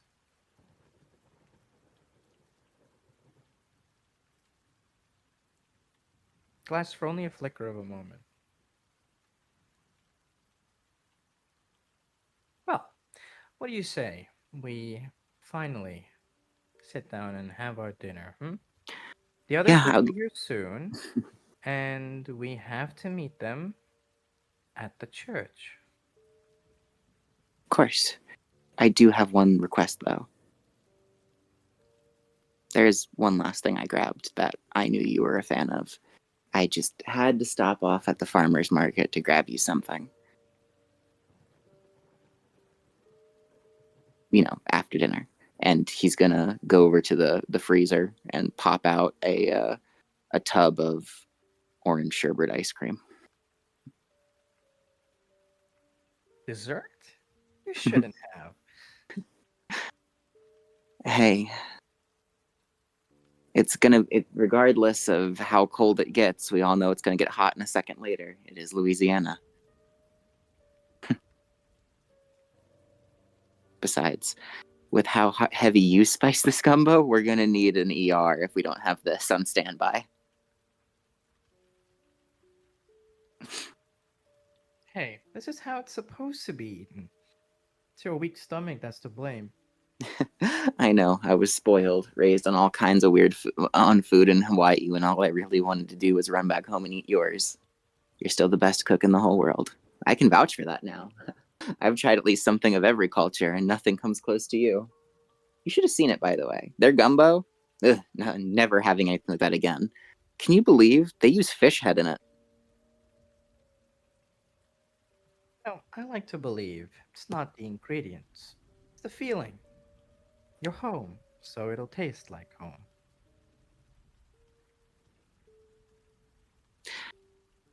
All right, then I'll give you the recipe they gave me so you can make it then this time, unless you're saying that it will totally taste the same.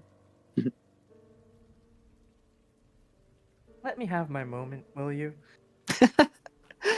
I laugh. It's like a breath of fresh air. It's wonderful being with Aunt Rachel. And I can't stress that enough. As she is just as much a guiding light as the two siblings who gave me my 2 summers of happiness.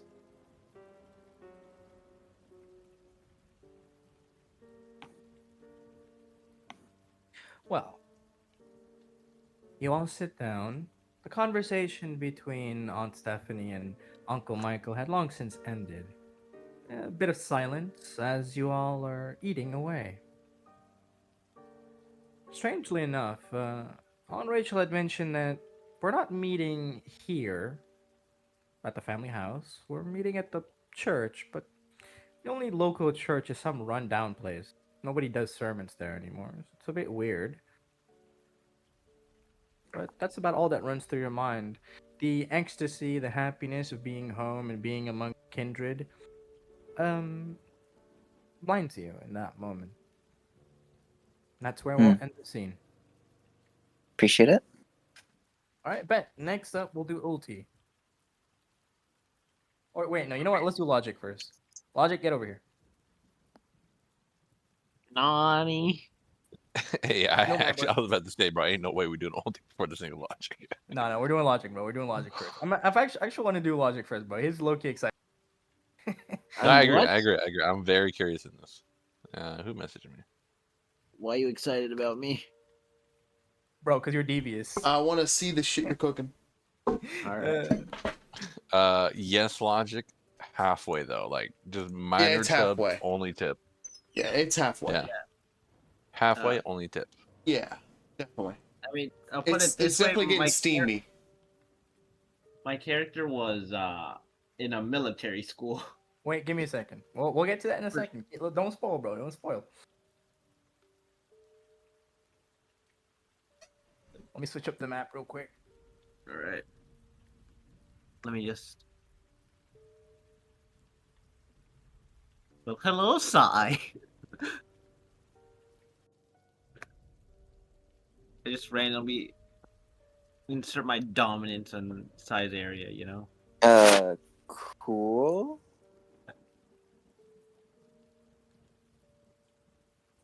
You feeling better, by the way?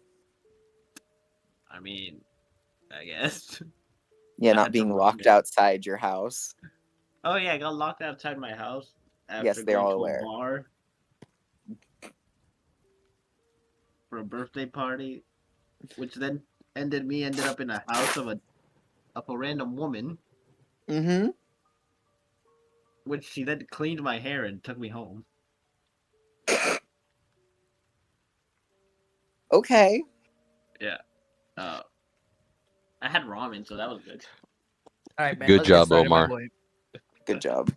We're getting to Terracochi, bro. The cookery man himself. Slowly but surely, we're getting there. All right. There you go. I can't move myself. Okay. So.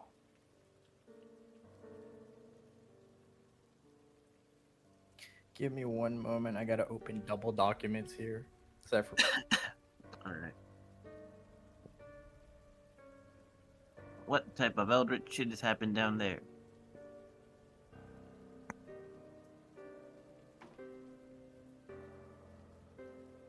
You know, I would say I think we are lucky that it's not Eldritch shit, but you, I don't know. Yeah. You know, there's no we in me. Turn that W upside down instead of making wumbo, make a fucking mumbo. mumbo So you rap is garbage, bro. What are you So talking you about? telling me to make Go, a I go, said go, wombo? yep, mumbo. Yep. Trip chat. Become Kodokan from Mortal Kombat, bro. Nah, man, I'm gonna become Cobblepot. Yep, trip chat. Cobblepot? You know what the Bunga, fuck bunga. Cobblepot is? That's crazy. Are you really gonna do it though? What's it called? I don't know. I don't want to become like 3 foot tall, walking like a penguin. Hey, so apparently you filet mignon, what's his name? Ulti's ears. Why? Yeah, he figured that out. Why is Ulti coming now? By the way, Is should I Goonie- pause the recording or? No, we're going. We're Wait, going. what? I heard my name. Oh Is no. Ulti This gooning to his voice motherfucker. now? What? No, I was AFK. I don't know. That sounds Well, like a dude's playing Gooners mentality. Helldivers. I swear to No, God, if I no. hop on Helldivers, bro, and you're on this shit right now, I'm gonna Not beat your even on ass. Helldivers. I hopped off when we started the session, bro. Ulti, I know you're on Minecraft. I'm not on Minecraft. Ulti, I know you're on This Roblox. Alright, motherfucker is can we- This is rereading the slander. This first is Final. slander. Can we focus? Can Not we yet. focus? We're burning daylight. Yeah. Well, nighttime oil. Well, I or whatever. mean, we've been burning since Moonlight. Sure. 2 hours ago, actually. We're getting this shit started. Come on, let's finish this. All right, I'll mute back up. Okay, so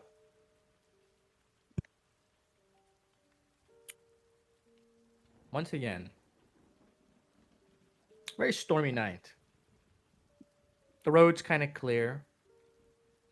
Kind of empty highways. There aren't that many people going to and fro. You're in your RV, driving away. You got a recent commission. You had to deliver and collect payment from this. Well, doesn't matter, does it? Best not to get any names in this profession. Mm-hmm.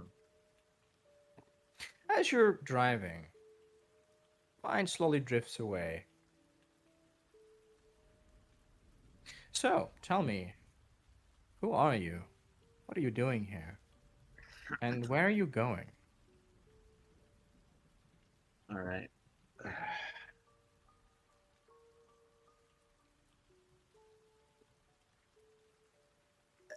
Spending already 5 hours driving. Nelliel Redgrave, the second daughter of the fourth branch of the Redgrave family, has spent her time mostly in Detroit at this point, working under a politician. Well, politician would be a pretty nice summary for him. It's more of a mafioso just trying to get into political power. However, he's pretty bad at it. Even the company that he owns, or the delivery service that he's currently giving, is also considered pretty shady. However, considering her past, Neil does consider the pay pretty good. She has an RV, pretty well modified. She could actually say that she lives better than most people. And as for the package, she really couldn't give too much about it.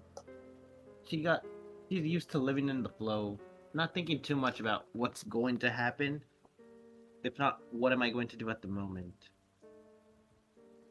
Yet, at this time, it seems that her job is taking her to a place that she didn't think she was going to visit again. Virginia. Alright. Alright, Mysticky.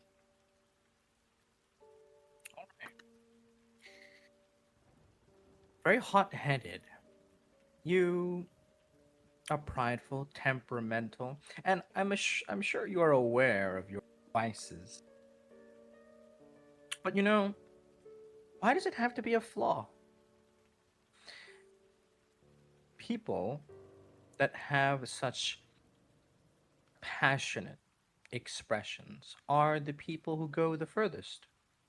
Doesn't make you stupid. It means that there's a drive, something to work towards. And at least in that expressionism, you don't lose yourself. Stoking the embers, as they say. In your in your own opinion, it's better to be a hot-headed gal.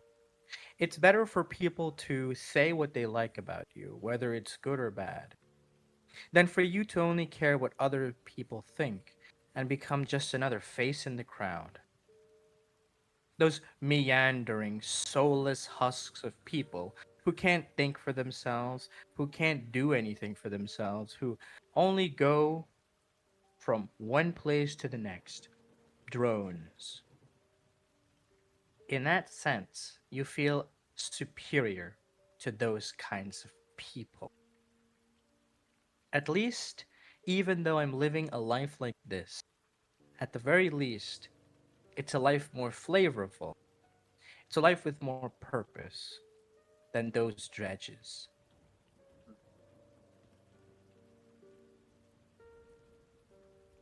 The neon bar lamps reflect in puddles, while the scent of fried food mixes with the exhaust and cheap liquor you have in your RV.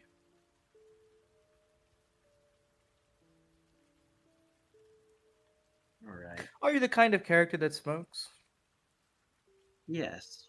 After her time finishing her studies abroad in her dear high school, she got into the habit of smoking. It could have been due to stress, or maybe it's because she thought it made her look more mature. However, she has become quite the chain smoker at this point.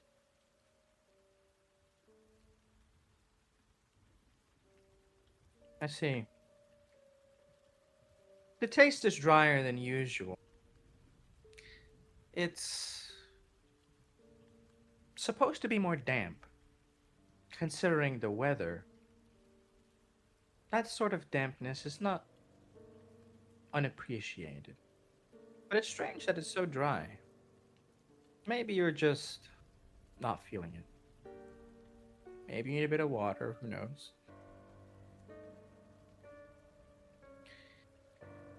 But it's something to do. The long drive makes you lose yourself. Hours upon hours of concentration, all alone, nobody to talk to, nothing to do. It gets to a person. It means you have a lot of time to think.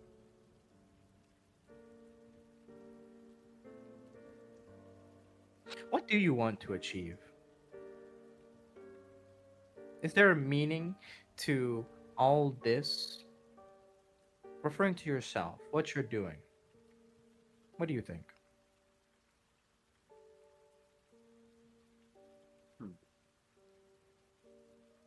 That is a question that Neil has been pondering for a while now.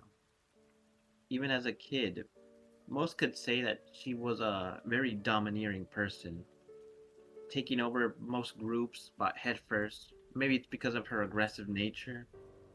Perhaps she had a very dominating personality that other people couldn't oppose. Even when people tried to suppress her, she didn't let it kill her passion, nor her drive. She would just go like a small ember, just burning slowly through the world until she could find the moment where she could get the best. At this time, Neil couldn't say to have a clear objective in life. Even more, with her line of work, it could be pretty easy for her just to get shot one day and possibly just die in some weird alley. However, she does have the plan of either escaping this cycle that she got herself into. Maybe she'll find something that'll give her a better drive. However, one thing's for sure is that her letting herself be killed or dying just simply without doing anything she wants would be the most pitiful type of death she could give. There's a stark realization as your mind reels. Passion, that rage, that expressionism, that ember that glows in the darkness. While it's beautiful and tangible,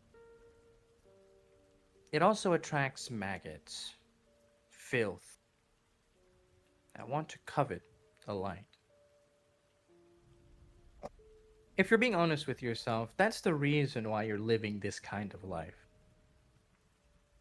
It's because with your attitude, with your personality, there was no other choice. These were the only types of people you could get along with, and even then, that is a stretch. Because there are forces that attract, and these forces covet you. And in some ways, you get the distinct impression that you're falling. If you don't do something, if you don't find a stepping stone, you fear that one day you will be drowned by this murky black tar, the mud, and your flames will be snuffed out. It isn't just death, maybe something worse. A stark realization that makes you more mature. The you from a few years ago could never have come up with that sort of self reflection. That's proof that you have come a lot further. I suppose if you were to think about it, the reason for that is because, well,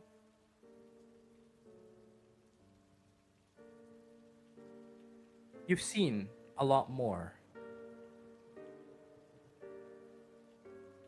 You're prideful, and you like to stand above people, but you aren't a sadist who enjoys the suffering of people. That distinction you've made clear.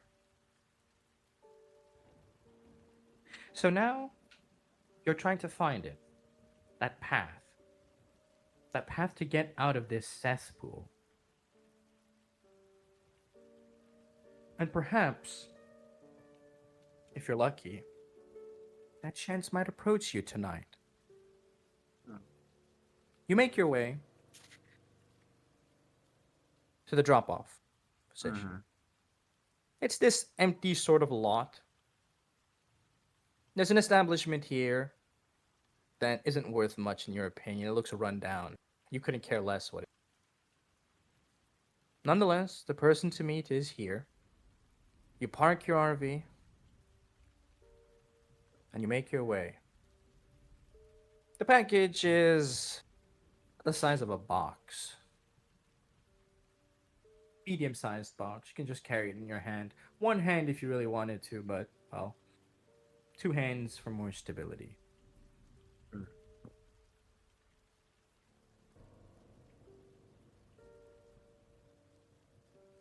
What do you go? Where do you go from here?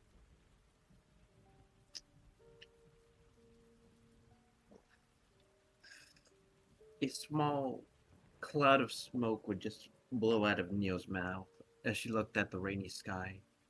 It was the end of her cigarette butt at this point. She quickly lit it off by stomping it under her shoe.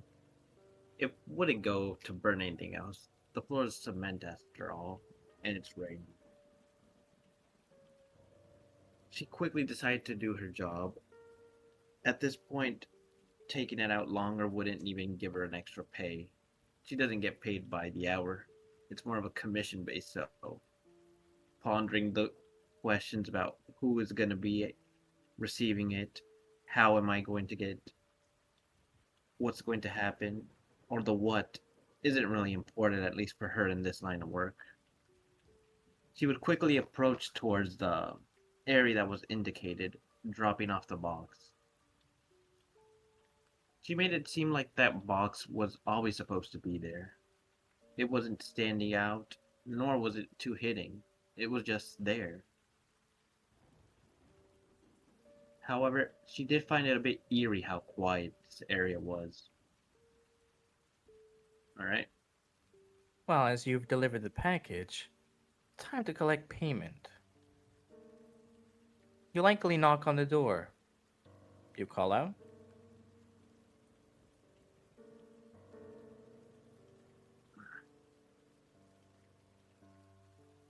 Neil's knuckle would start hitting the door with a 3 knock.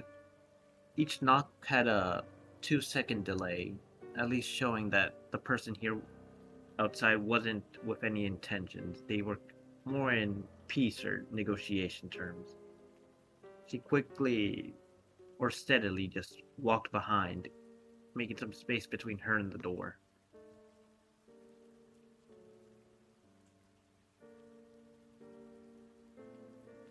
You hear rustling on the other side as somebody scrambles to open the door. The door swings open, almost hitting you if you hadn't stepped out of the way in time. On the other end, you see a thin and lanky man. He kind of looks a little bit disheveled. He looks jittery to you. Good evening. Can I help you? Good evening. My name's Neil. I come from the SS service. I've already delivered the package. I'm just hoping for the pay. That way we can finish these negotiations. He looks a little bit nervous. Oh, you're from the. Um, he kind of laughs awkwardly. uh, Thanks for showing up on time. I really I really needed it, but I uh, I don't have the money right now. Can you wait another day? I swear I'll give it to you tomorrow. Neil's passive or quite icy demeanor changed a bit as she heard those words. Rubbing her hands in a scheming or rather business like maneuver. Dear customer, our company is quite prideful about their instant deliveries. We make sure to go in there before the time, even if possible. However, in order to operate, we do need our money quite early. If not, I will have to take the package with me. Wait, please. Let's let's talk about this. There's stuff that I need for my family. I promise I'm not trying to hoodwink you or anything. I've been a customer for a while. I always pay. It's just today was just such unexpected timing. I need at least a day to get the money. I swear I'll pay interest if that's what it takes. Just just put in a word for me. I have a there's a record. I know if you ask your superior, they'll tell you. Hmm. Neil's cold glance would just stare at the man, looking as if she was putting daggers onto him. She would reach in towards her pocket in quite the slow maneuver, making sure to give the client at least the security that she wasn't going to do any sudden action. She pulled up quite an old phone. It could be even called antique for this 2000s era, making a quick call towards the customer service of her company.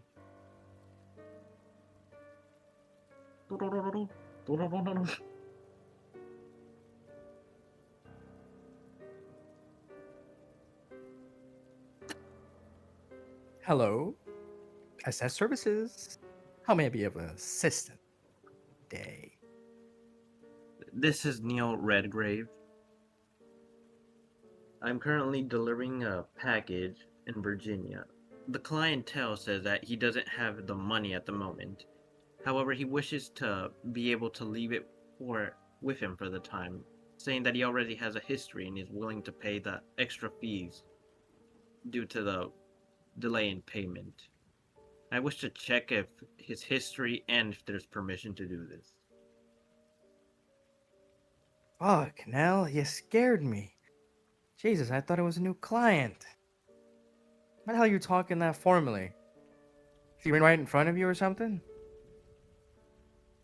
That is correct. He is in front of me. Would you wish to speak with Shit. him? What nonsense are you spouting on about? Delay payment? No, no, no, no, no. That's against company policy.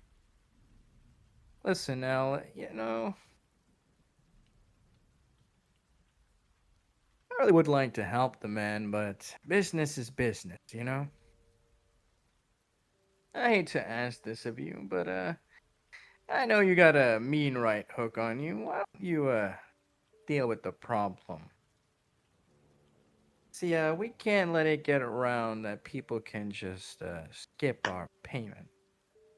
And well, he's already seen the box. We aren't letting that slide. So take care of him for me, and I'll give you an extra bonus slip. Just saying. Might be interesting.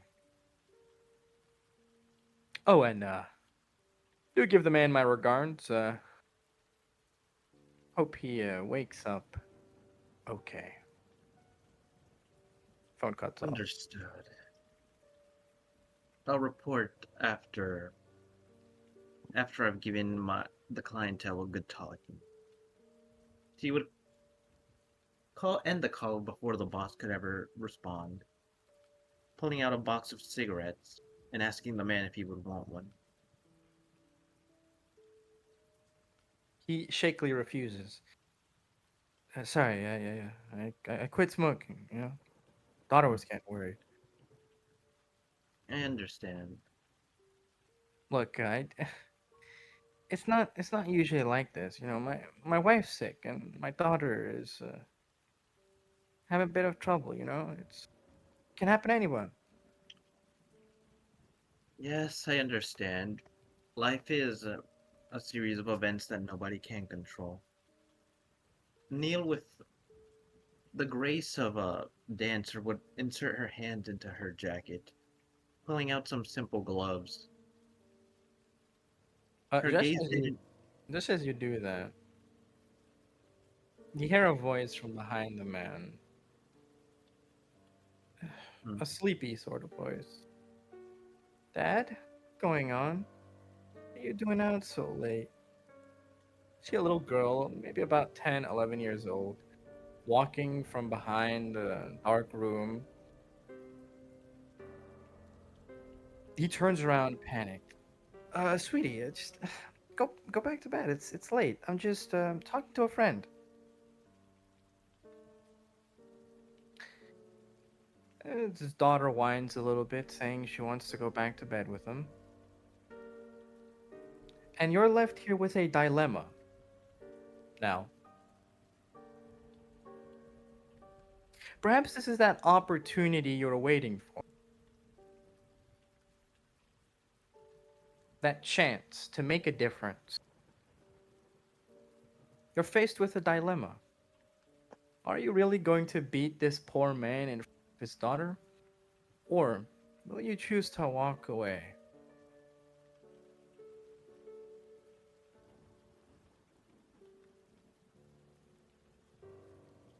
I'll let you ruminate on that.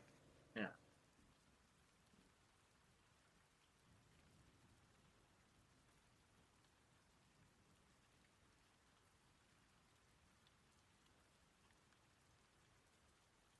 As a as the motion of putting on her gloves was stopped due to the child's voice, there was a slight moment of blankness in her face.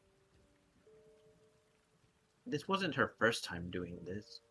Heck, having kids seeing their fathers beat wasn't even something new for her. Adults did never tend to care for the kids. Most of the time, they were more of a I benefit myself first before anybody else. And sure, Neil had taken care of people like this before, but was she any better at that point? Sure, she acted with a mask of justice in a certain twisted way, even pride. However, right now, she was just seeing a small child with her father.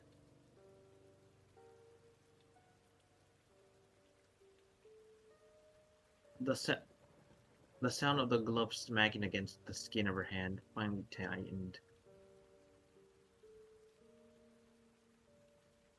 As she decided to be a bit nicer than her usual self for some miracle of life.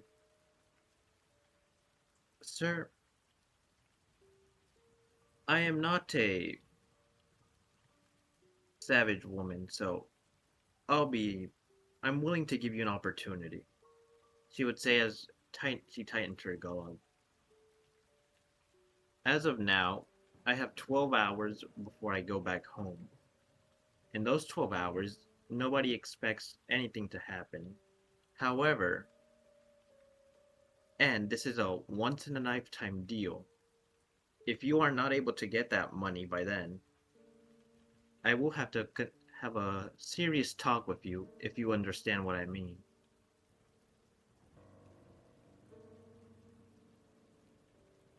Neil would just stare at the man, trying to seem as less intimidating, mainly for the child behind him.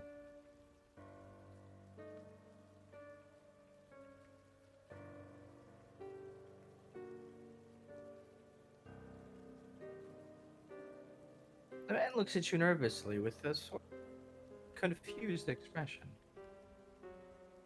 Well, uh, thanks. I promise I'll get it done.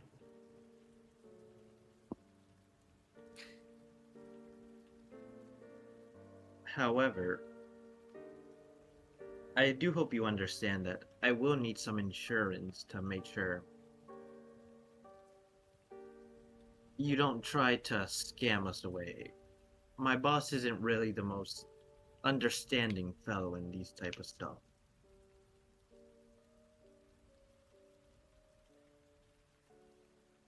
Her eyes began to ponder about what she could use against the man. Maybe even abducting the child would be pretty useful at this moment. However, for some reason she felt that this father would do anything to protect his kid.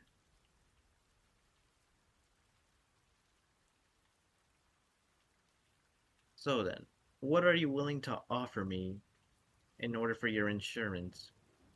If it is not of equal valor of that which I am taking or giving you, I will have to resort to much more forceful methods.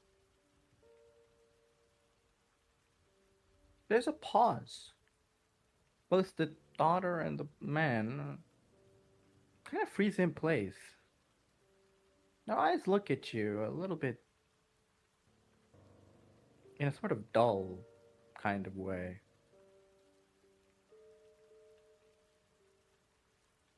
Well, what do you think? About 50-50?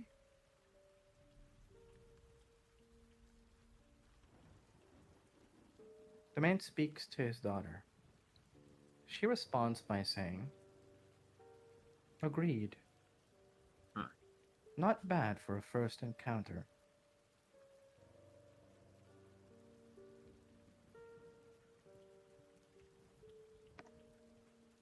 I need you to make me a willpower check, my friend. Alright. Oh, fuck. Alright, what type of roll? Uh-oh. Willpower. Look at your stand sheet. Look at your willpower.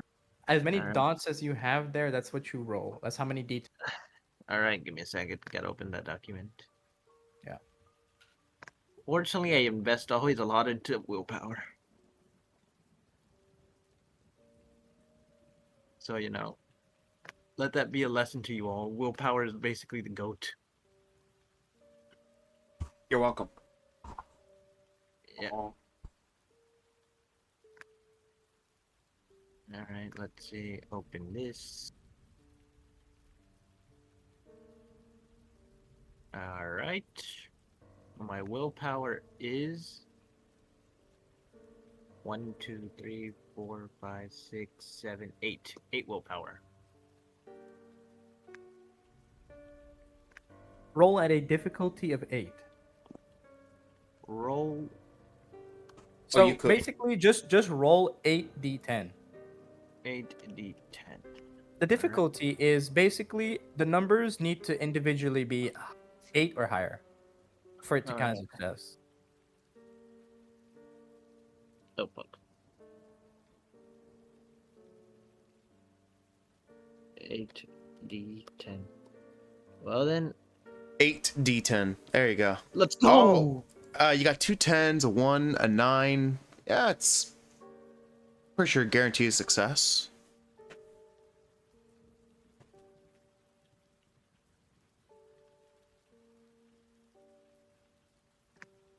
By the way, Mystic, are those counted as 2s? Or the Yeah, 10? he said that. Just want to make sure my head. The, Yeah. Yeah, the 10s are 2s in this case. Yeah, okay. So that'll be like 5, isn't it? Yeah, and then specialties, it lowers the difficulty with the 10s. Okay. 5, so it's 5 minus 1 because the 1 counters one of the successes, right? So he has 4 successes. Very good, very good. Yeah. So, something interesting happened. There's a tingling sensation on your brain. Sort of like, you know when you have that sort of nagging itch? Yeah. Well, you know when you scratch that itch, it feels very nice. Yeah. It's that sort of feeling, but on your forehead. Mm-hmm. The strange father-daughter duo are still saying strange things. Initiate core successful. Pathos detected. Middling score. Will working amateur. Growth potential. Question mark?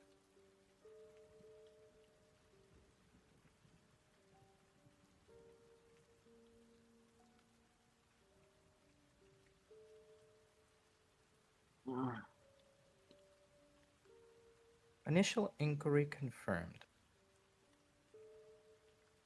The man hands you a letter. You feel a little bit dazed. He hands you a letter. It belongs to you anyway. You just received it ahead of time. He tells you the package has been delivered. The payment has already been sent. Go home.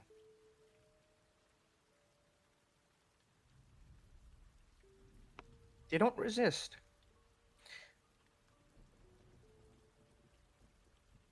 The package was delivered, and you received payment. You get into your RV, and you start driving. It's only when you get quite a distance away that you sort of come back to.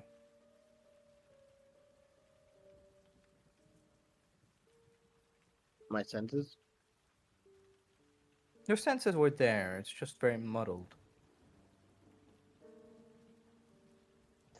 Huh, a strange encounter. You can't quite make sort of logical sense out of it. Seems weird. People have been role-playing these days, maybe.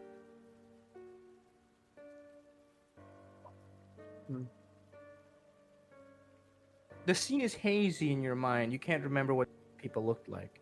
But you delivered your package. Your job is done. Time to head home. You open the letter. See it's from, well, your aunt. We'll get to the contents of the letter in a second. That's where we end the scene. Alright. I'm gonna be honest. I like that you made the moral choice. Yeah. I had to... Well, she does have the nature of a monster. That does not mean that Violence is the answer. She will. If there is a way to find a better path, she will take it. Much obliged. Yeah. We'll talk more a little bit about that in a little bit. Ulti, your turn. Hello.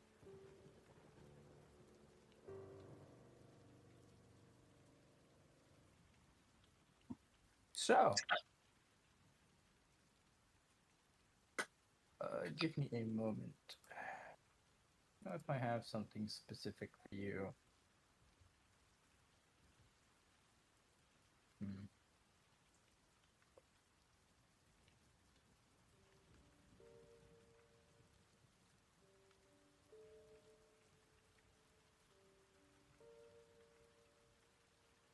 Keep the same map. Doesn't matter. You don't need that anyway.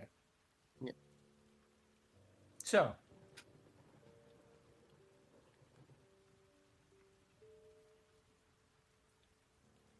it's a bit late at night for you.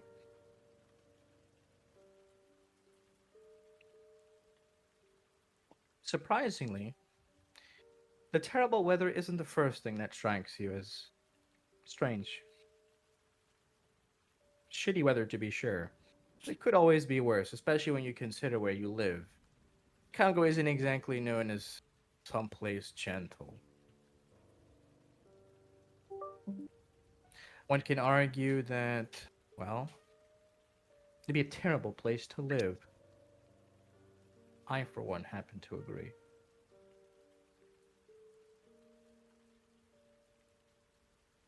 Your boss called you into the office, actually. Bit unusual, kind of late. Not normal working hours, about 9 p.m. Usually the bank is open until around 8.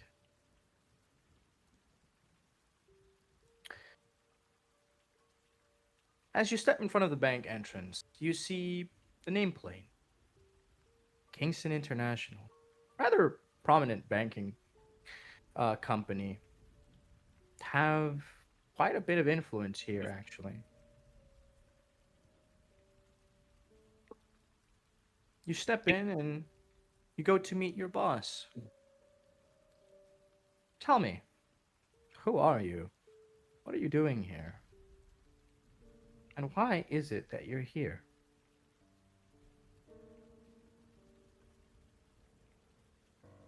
Hi, I'm Karl. I'm 20 years old, pretty decently tall, and I'm part of the Redgrave family.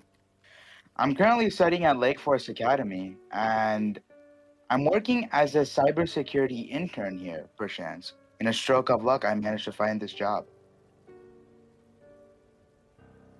I'm here because I was sent to a boarding school at age 14, and I wanted to explore myself. I wanted to explore places outside my home.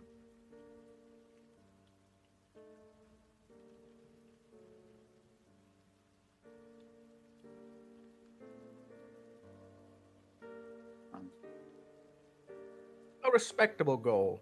Noble, even. Some might question it. Chicago, of all places. Well, I suppose it could always be worse.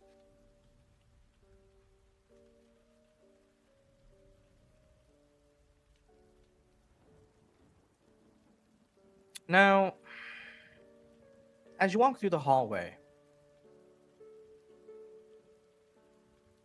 there's a sort of dissonance that hits you.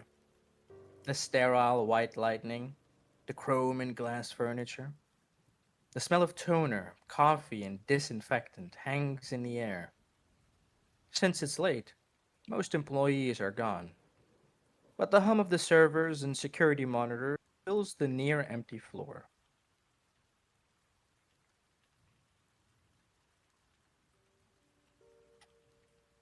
Your supervisor is actually in the server room with you.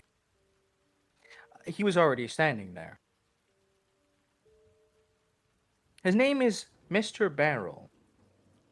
You never bother to inquire what his family name is, and frankly, it didn't matter. You don't see him that often.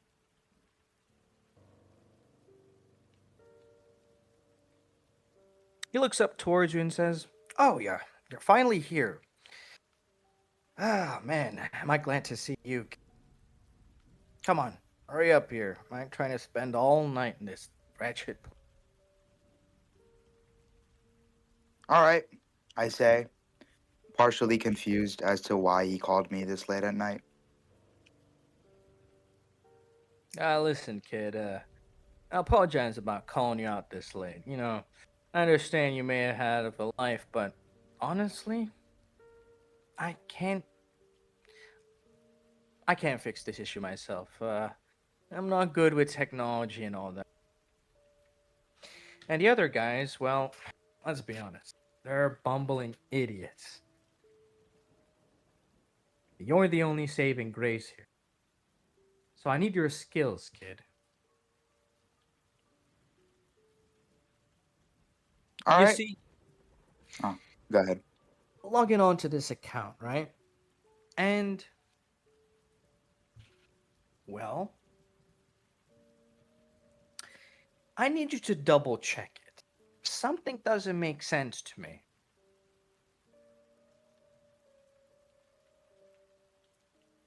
Hmm. What do you mean by doesn't make sense? Is there anything you don't understand? Something that Well, just doesn't feel right? well, no, you see, the account that got flagged was supposed to send money into an offshore account, right? Something about international business clients. It's in the name of the bank. Hmm. For some reason, something went wrong.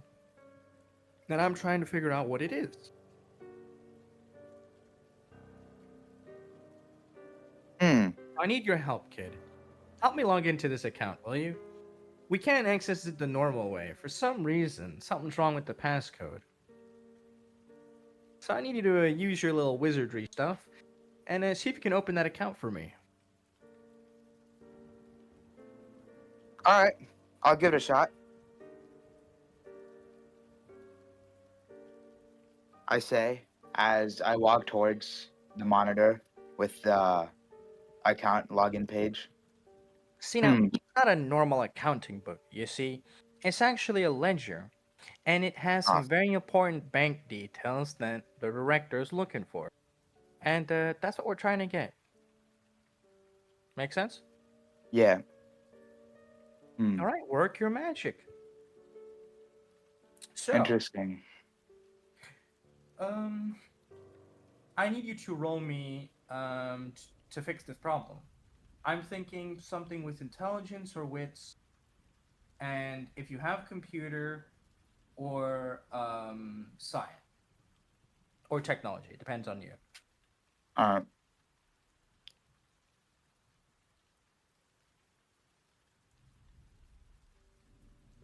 do I just pick one of the things you mentioned? Yeah. Which All one right. is most beneficial for you? Hmm.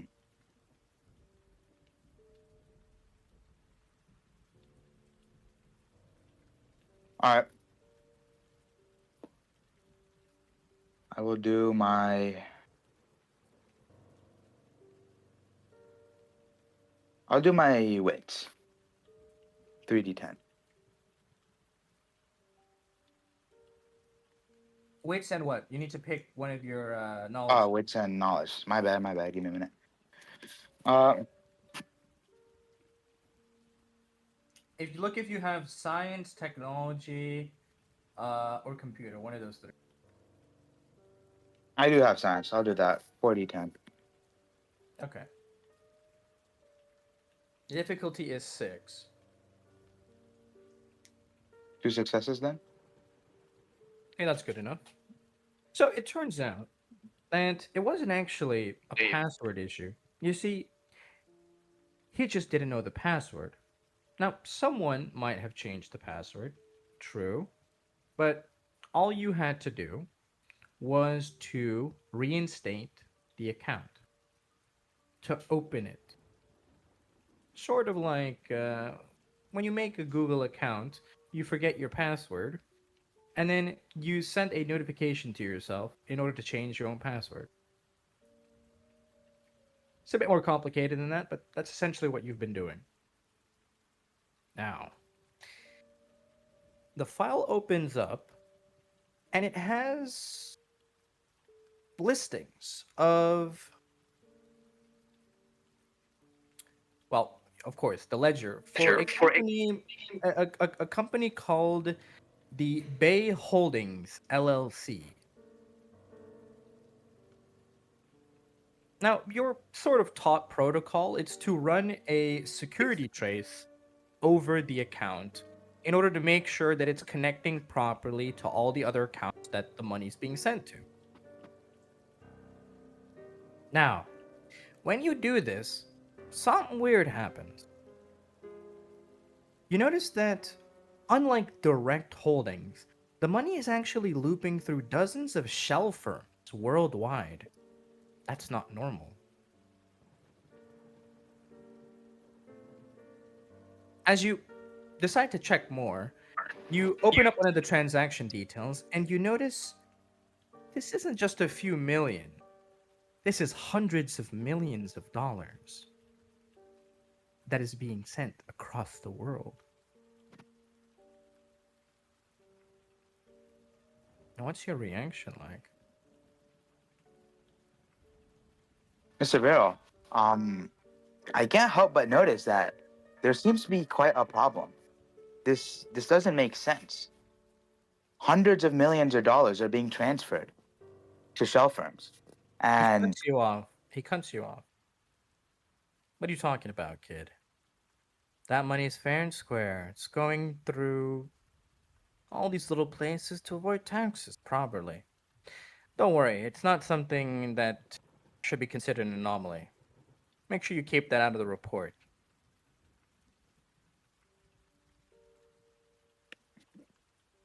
all right, I say, still very puzzled on why he said such a thing, even though it's very obvious. Now, you can't help but notice, when you had checked earlier, there are false audit trails. You see, when money is brought internationally, it needs to be audited properly. Otherwise, that money is not valid. The audit log is empty. That's not legal. Someone has deliberately hidden either the audit logs for some reason, or this money isn't going through proper channels the right way.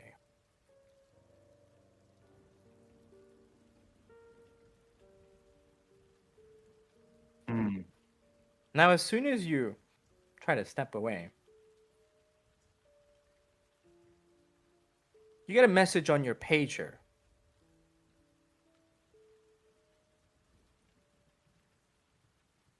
It's a message from an unknown recipient. There's an ominous line. Stop tracing this. Consider yourself warned. That message doesn't just show up on your pager. There are other computer screens that are turning on and showing that message. Your supervisor is standing right there, looking at you, and he's not saying anything.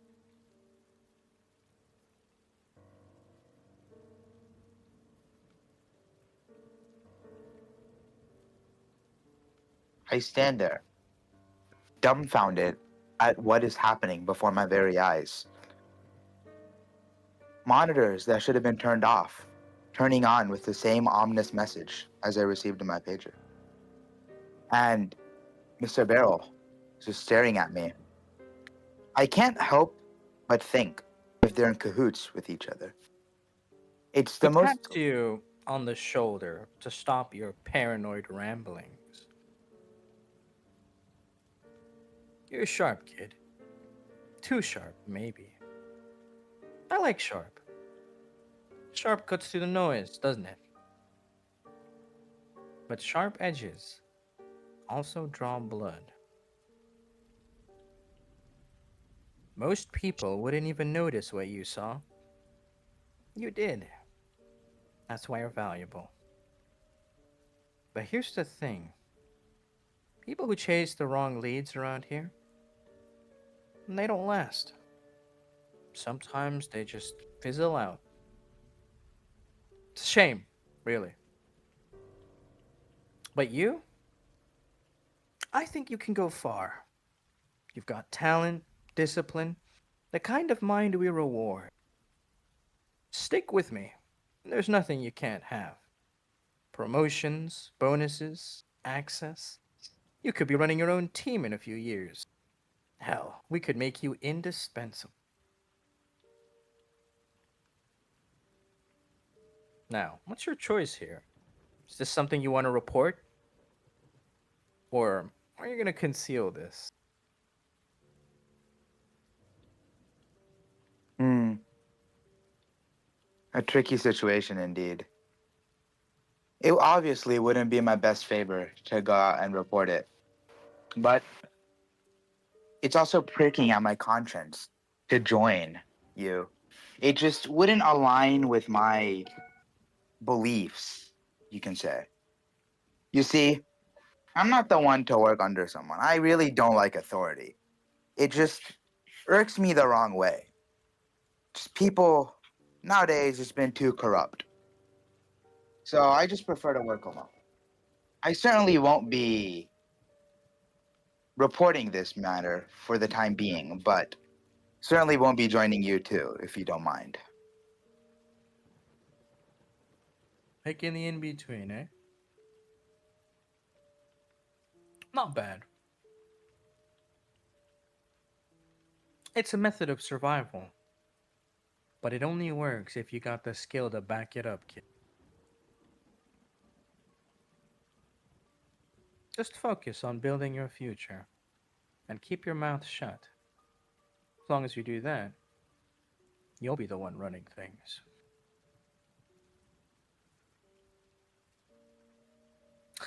He quickly snaps out of that sort of weird aura.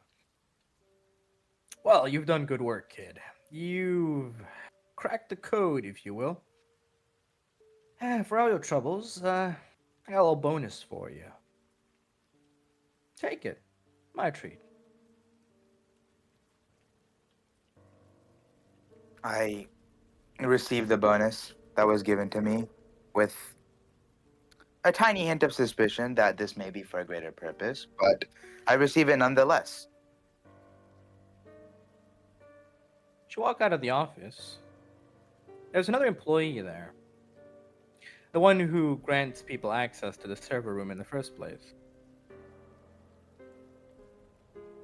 As you pass by, they tell you, careful, Beryl doesn't keep favorites for long. They give you a slip, a second one. And they walk away.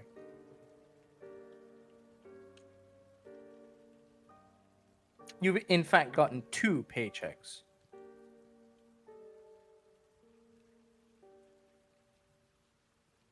Strange situation, isn't it?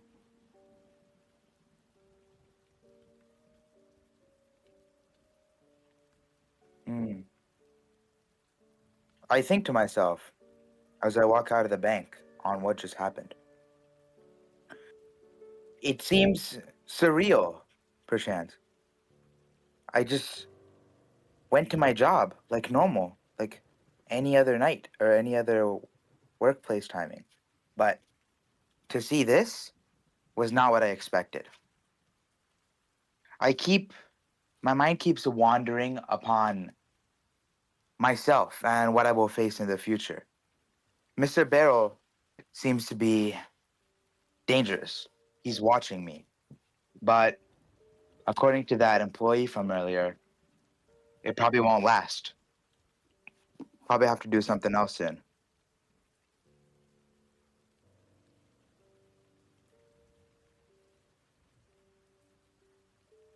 You remember that you got a letter. A letter from your aunt. Inviting you home. A get together. It's about time to go, you imagine. Get away from all the stress. You never quite know when Barrel's watching you, or when he isn't. Considering you'd already asked for vacation ahead of time, seems like perfect timing. Take a little trip, get the edge off. That's how we close off your scene. Thankfully, that went a lot smoother.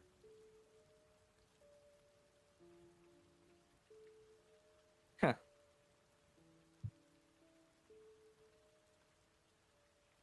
If you had made another choice, you would have been in a bit of trouble, my friend.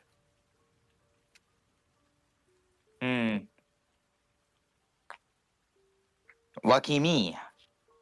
All right. Ezzy, your turn. All right. Yeah, I'm gonna go AFK by the way. My dad's calling me.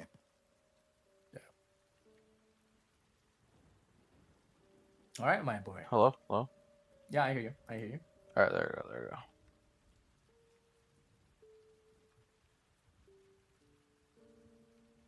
Time to run this shit, son. Got a nice map for you. I was gonna get cooked. Fuck yeah. I've been waiting. Oh no, bro is literally about to do the Wild West standoff. Okay, hang on. I have a map difficulty again. Let me just try clearing everything.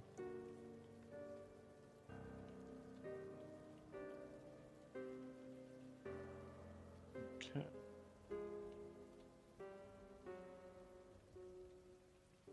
A closing comeback, maybe. Yeah, I just did right now. I still cleared everything just in case.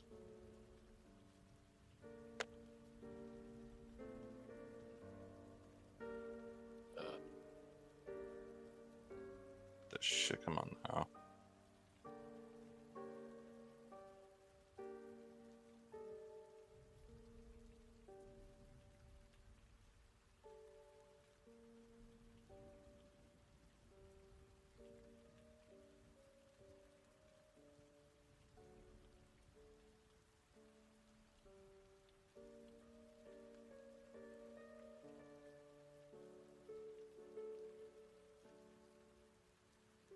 Did it work? Uh,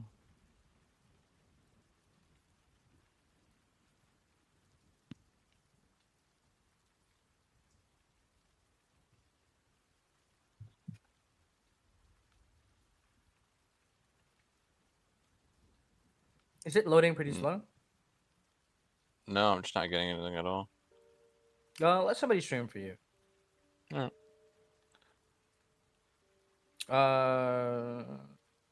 Let's see who can do it. I have a lot of other screens. I can't.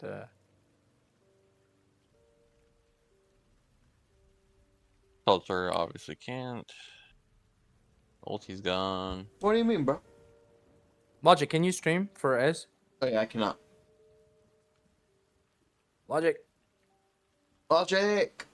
What do you want me to stream? The map. The I'll map. bear. Stream the map for Ezzy.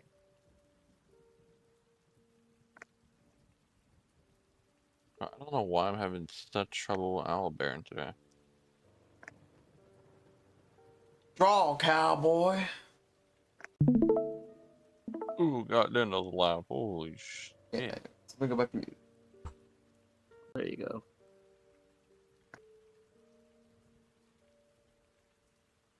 Oh, what the fuck map are you having me spawn in, bro? What, you don't What like the it? fuck is it? Okay, you're having me spawn in the fucking construction zone. Cyberpunk map? Nah. Oh, it's Cyberpunk, bro. Yeah. That's what I said. Draw, cowboy. Okay. Anyway. So, it's late at night. You got a project to finish. It's been a while.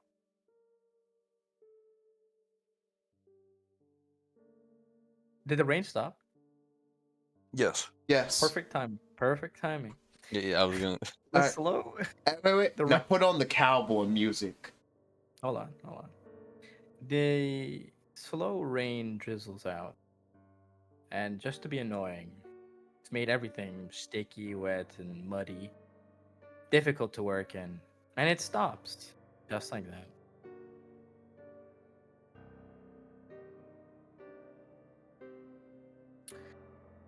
The project you're currently on is a redevelopment project in the warehouse district. Old warehouses are being converted into luxury lofts for tourism. Behind the scaffolding and the building, you got swamp water that's seeping through the cracked concrete. It carries that smell of dead things and rot.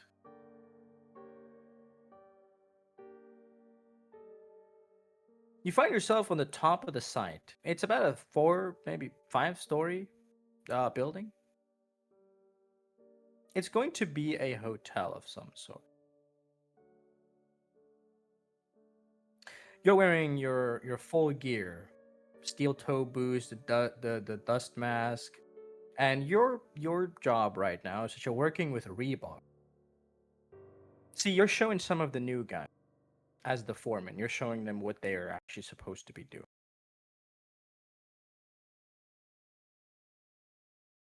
Now, while you're doing this, you hear some people complain.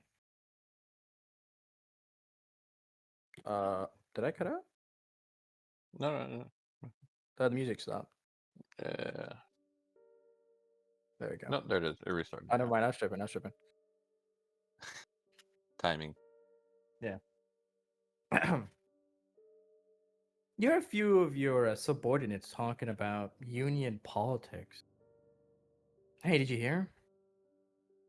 Apparently, they've been putting pressure on the unions lately. We might get a pay cut, man. Something about higher taxes affecting rates of pay? I don't know, man. It's above my pay grade.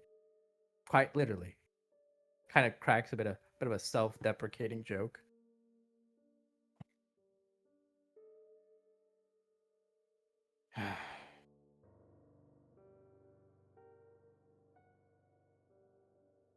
There's a sort of stale air.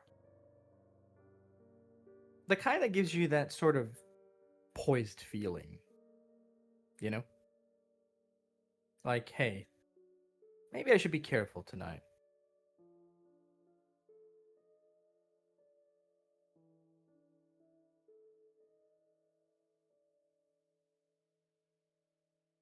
Now, apparently, you've gotten orders from your superior that you need to get all of this rebar work done because it's a safety violation for them to continue working on the building done first. Cutting corners is, well, it's gotten your company in trouble. You obviously don't do that, but the rest of your company does sometimes. And unfortunately, that stains your reputation too.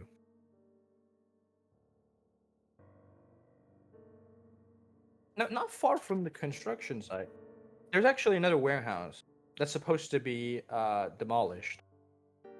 They'd already rigged the charges pretty much. They were gonna do it in the morning.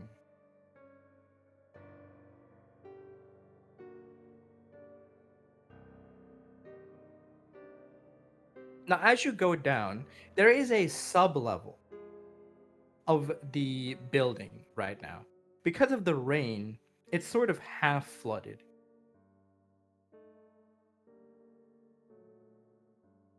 You gotta squint your eyes a little bit.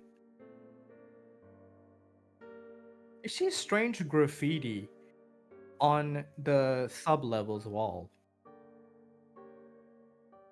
There's an angular cross mark. It's kind of weird. The hell? The site's only been up for 2 weeks, and kids have already been putting graffiti up? That's unusual. And kind of crazy. You're surprised your boss hasn't blown a gasket. It's kind of obvious to see.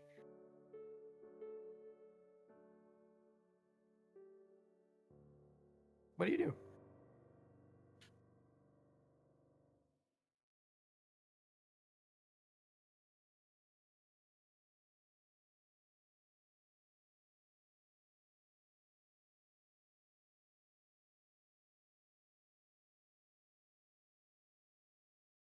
Hello?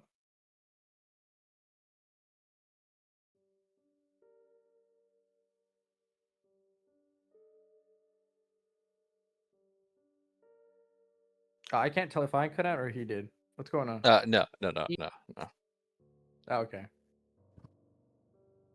Oh, shit, I'm coming back to fucking reality.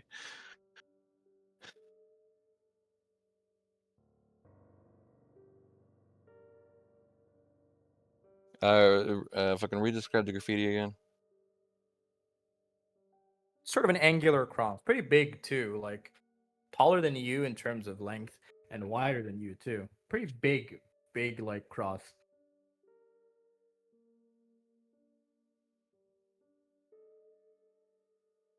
When you look at it, a phrase comes to mind.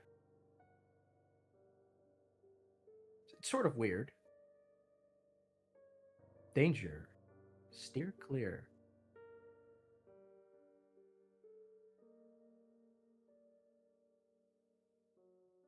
That's about it.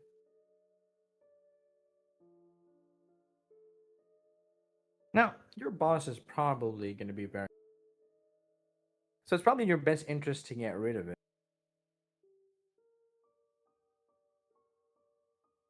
You're just overall cleaning it off, or Yeah, obviously, yeah, because, foreman, as the foreman, you need to make sure the project, quote unquote, good, because investors are about to come around. And well, imagine what they'll think. They already see graffiti. The building isn't even been like, putting graffiti everywhere. It's kind of crazy.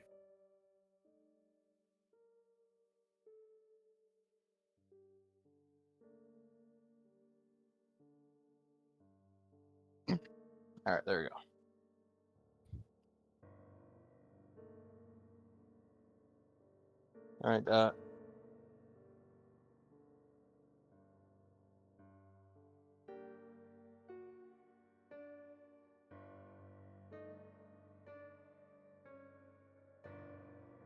All right, Tony in his half-sunken basement gives a rather unfortunate sigh, thinking the fact that the baseline security they have standing on the perimeter has already let young teenagers into graffiti the place. Shaking his head, and you said the basement is half flooded already, right? Yeah, pretty much. Okay, and about how high would that be to him? About your hips. Damn.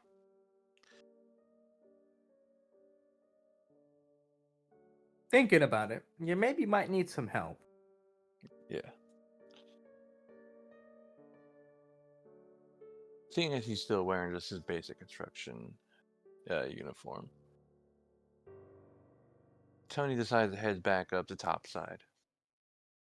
To at least gather one other person and maybe just the proper equipment to wear so he doesn't end up in soaked boots for the rest of the night.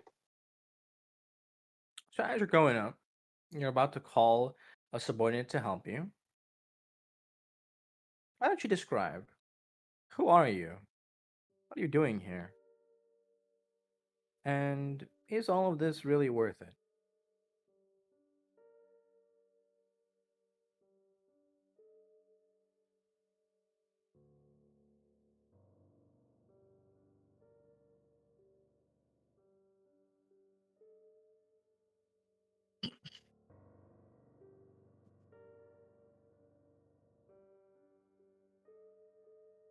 I'm Tony Redgrave, just a man who works a little too much and a little too hard. Not for his own liking, but because he has to. His own determination does not allow for him to just carry on doing almost nothing. let alone as the light pressure of the family needs him to be doing something.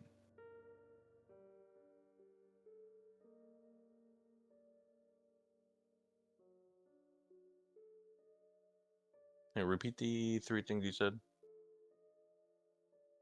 Who are you? What are you doing here? And is all of this really worth it?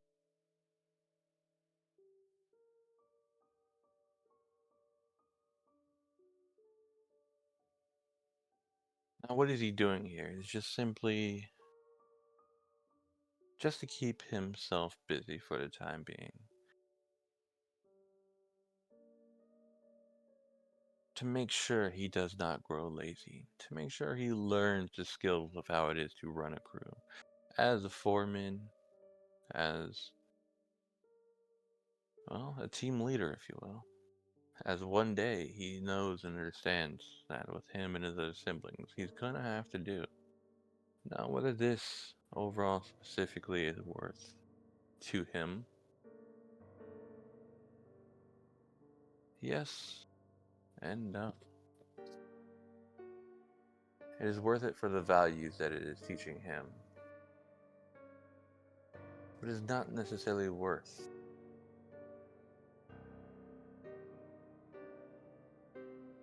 the job itself.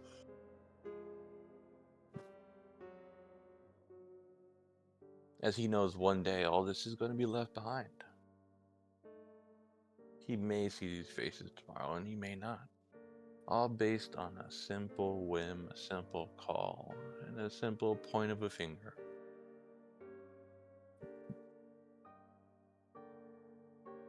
Are you the kind of man who takes pride in his work? You're working, yes, but there could be a lot of reasons for becoming part of a construction crew. Is building the houses and fill you with some sort of satisfaction? Does it make you feel like you're making a difference?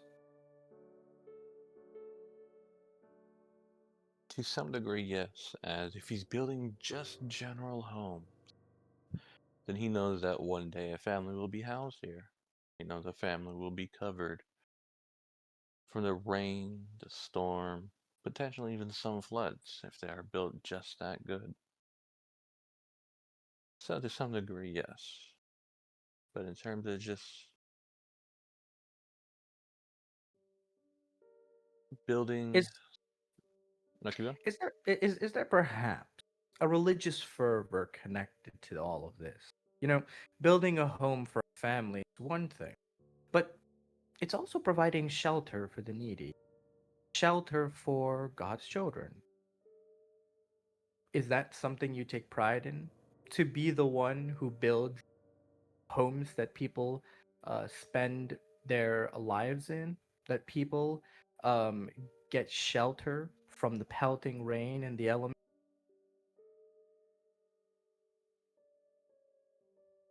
Yes, and that is why I tell you when building homes, make sure he does the job as correct as he knows how.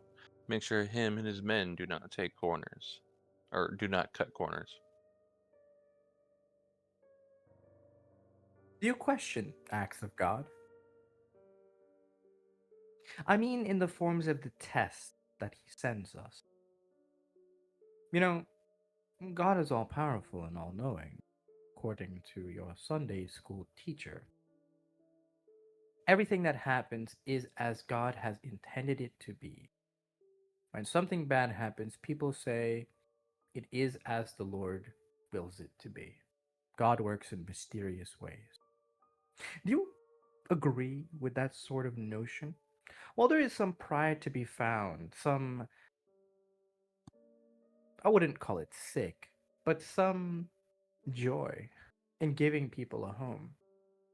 Think of the place you live, New Orleans, a place at the coast, a place so below sea level that it floods so easily, and people lose their home. Hurricane Edna, which had shown up some 20, 30 years ago, in comparison to where you are right now, had devastated um, New Orleans. And that's likely the reason why a lot of these warehouses and stuff are abandoned. Do you consider it God's test that he takes away people's home? Or do you think it's the hubris of humanity to build their homes so close to areas where they shouldn't, like next to a volcano in Hawaii, or a place where earthquakes are very common, and like New Orleans, a place close to the coast, and a place that floods very easily? What is your train of thought when it comes to this dilemma?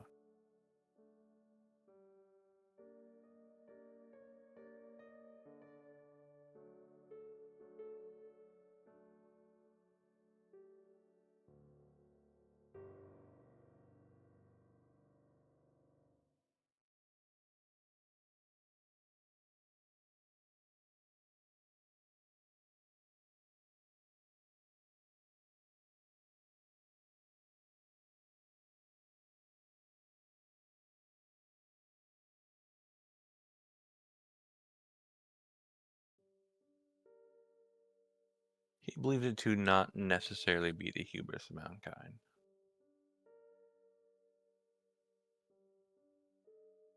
but simply just a test of will of those to show God that they're willing to live in hell while still praising him, showing them that they're willing to struggle to live. Then, do you feel a sense of futility? Like building a sand castle at the beach, only for the waves to come in and, well, crash it to the ground, wash it away. In the same sense, you're building homes here, but who's to say that another flood doesn't come in and bury all of the hard work that you have done here today? Could it be that it's not the hubris of a divine entity like God, but because people aren't willing to spend the money, the resources to properly fortify the system of the city? You're quite familiar with the levy system and you know it's outdated. Many experts have already warned of this. What's your opinion on the matter?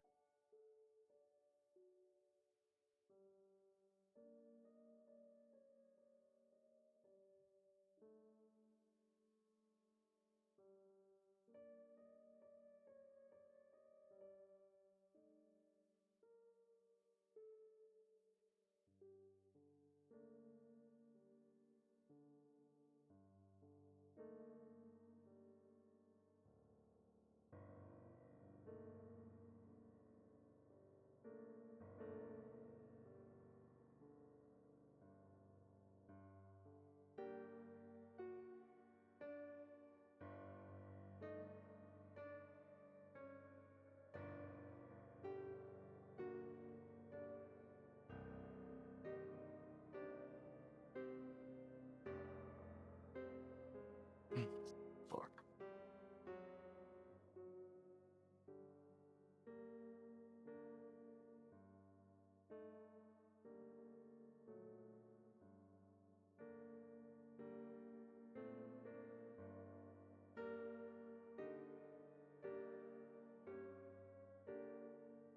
You're still thinking? Yeah, no, he knows and understands that mankind itself is flawed. He knows that not everyone is necessarily a God-fearing individual. Some are influenced by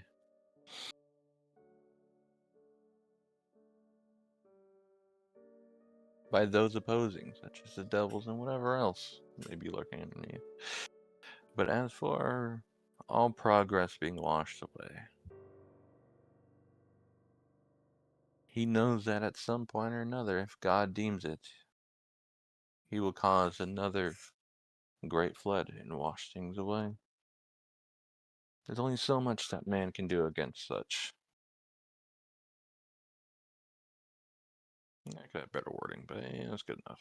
I see. So you don't mind surrendering to the might of God.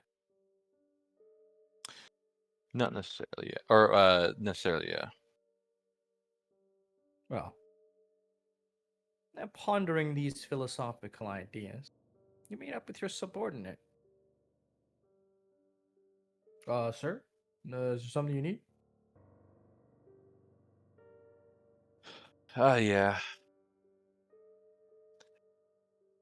Do me a favor and help me clear off some of this graffiti from down below.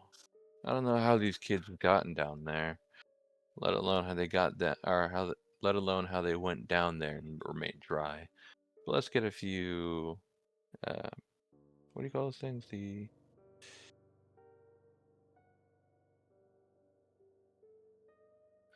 It's some type of fishing overalls to keep ourselves dry while we scrub this wall. Graffiti, sir?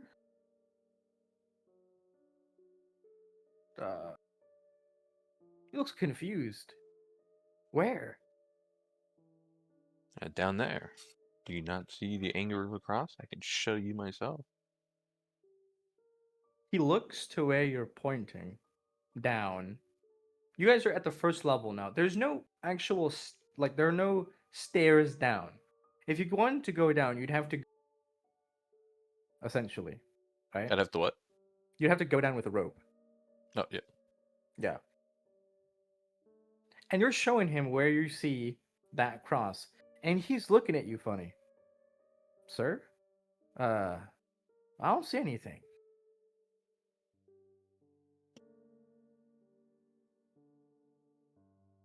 As he turns around and observes where he previously seen the graffiti, he rubs his eyes. Does he still see something or no? No, it's still there. Still there. It's the graffiti right there. What do you mean? Do you need a brighter light to see? Sir, if you I don't see anything, but if you want to get rid of it, I can hold you down and you can wipe it off. He's basically saying anything to placate you. Doesn't want to, he thinks this might be some hazing or something.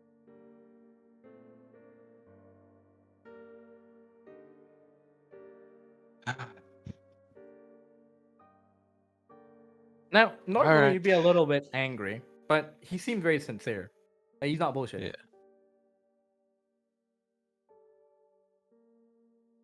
Yeah. Is there anyone else in the general area to where you can kind of call over to make sure he's just not fucking with them?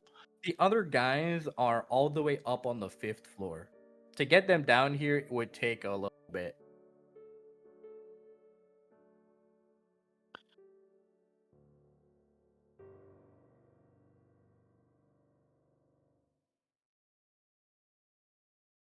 So you have a choice here. You're gonna go down, clear it up yourself, or what?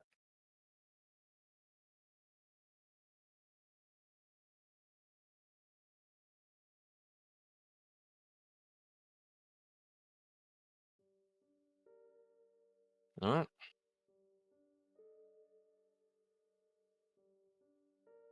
All right. So I need you to Yeah, make fuck me a we ball. Let's run it. I need you to make me a dexterity and athletic.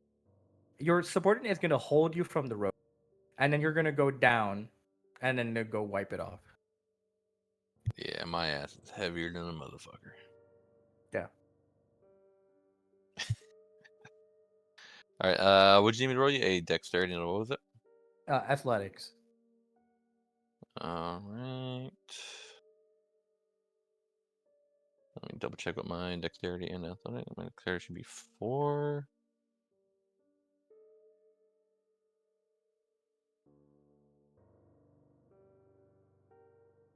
Do I roll dexterity different or what?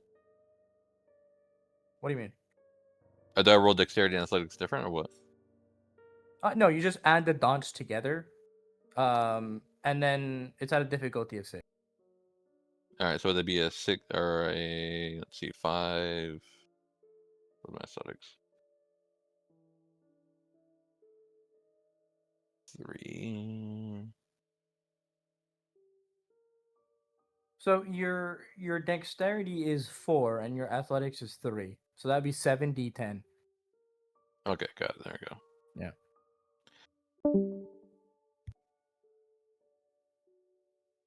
7 what? Damn. Damn. Damn. What lucky made. That's crazy. Damn. Bro. Jesus fucking Christ! No! No! No way, All right, bro. what was the difficulty, bro? What was the difficulty on this shit? was Low ones 6. are 6, bro. Think it better. Oh no! But you got Everything- 2 1. So what your I is know. countable by It, a it doesn't 1. matter, bro. Hold on. Wait, You're bro. cooked. You're Dude, cooked. this is beyond failure, bro. Oh, Welcome, brother. hey Ezzy. Welcome That's pretty to my sad. experience as Natalia. Let's see what Watch, happens. bro. Now you're actually like low key. This might be lucky. Low key, this might be lucky. Low key. You'll see why. Hey, bro, he better faceplant. So here's what's gonna happen. Okay. Your subordinate is kind of like holding you down. He's kind of like using the pulley to get. You know they have that little rail thingy. Yeah. Yeah. So he's you're going down. You're strapped up to a cord, and you get that tingling sensation. You know, that feeling that tonight's gonna be a terrible night. It's full, and it doesn't take you long. As you hear a loud bang. Something has gone wrong with the building next door.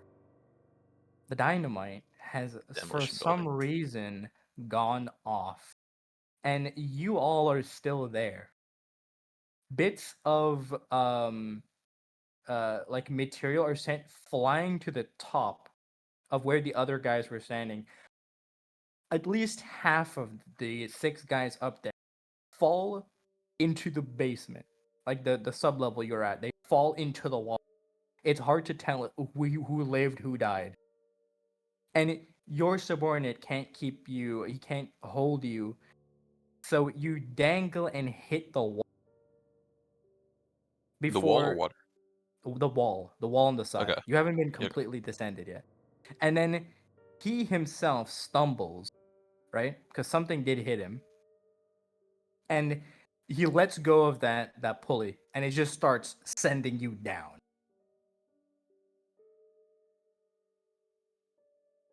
And you plunge into the water too. Now, unfortunately, the waterway system that's on the street has gotten damaged too. So all that water from the street is pooling into this sub level. Brother. I see the new derailer has shown up. Now you have a Bro's choice. cooked. You can save yourself or try to help your subordinates.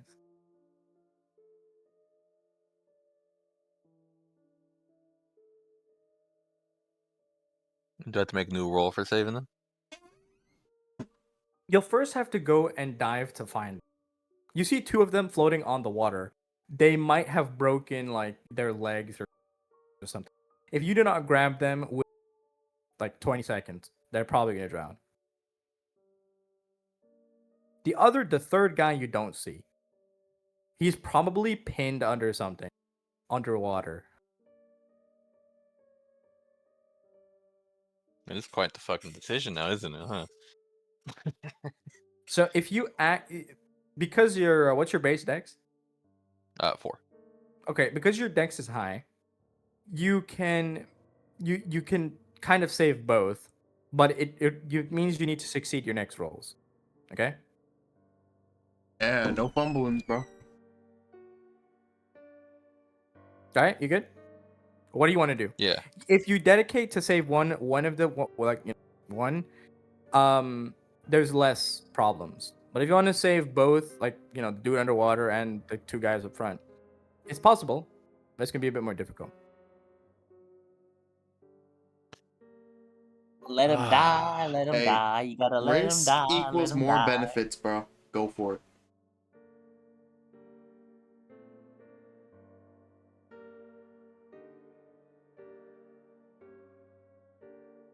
Oh, this one's a little bit of a toughie. I'm not gonna lie.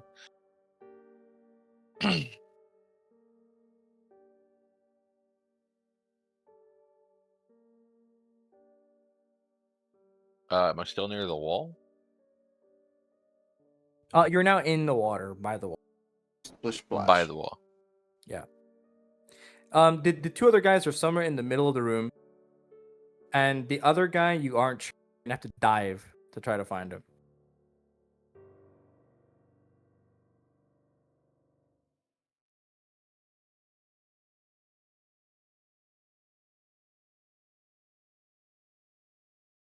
Damn, this is the whole fucking railroad bullshit, bro.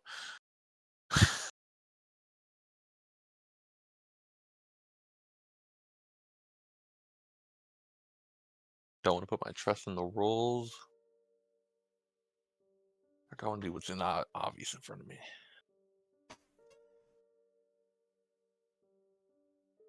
Bro, it's about the character, not the roles, bro. What would Uncle John do?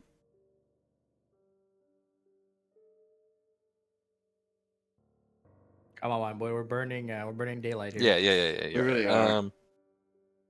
This took up so far. We're almost at the 4th hour. Damn. Oh, It's really? not that bad. Okay. It's not bad, to be honest, with our group. Honestly, it's not. Either way, shut the fuck up. Okay, so trying to save the guy down below and the two above.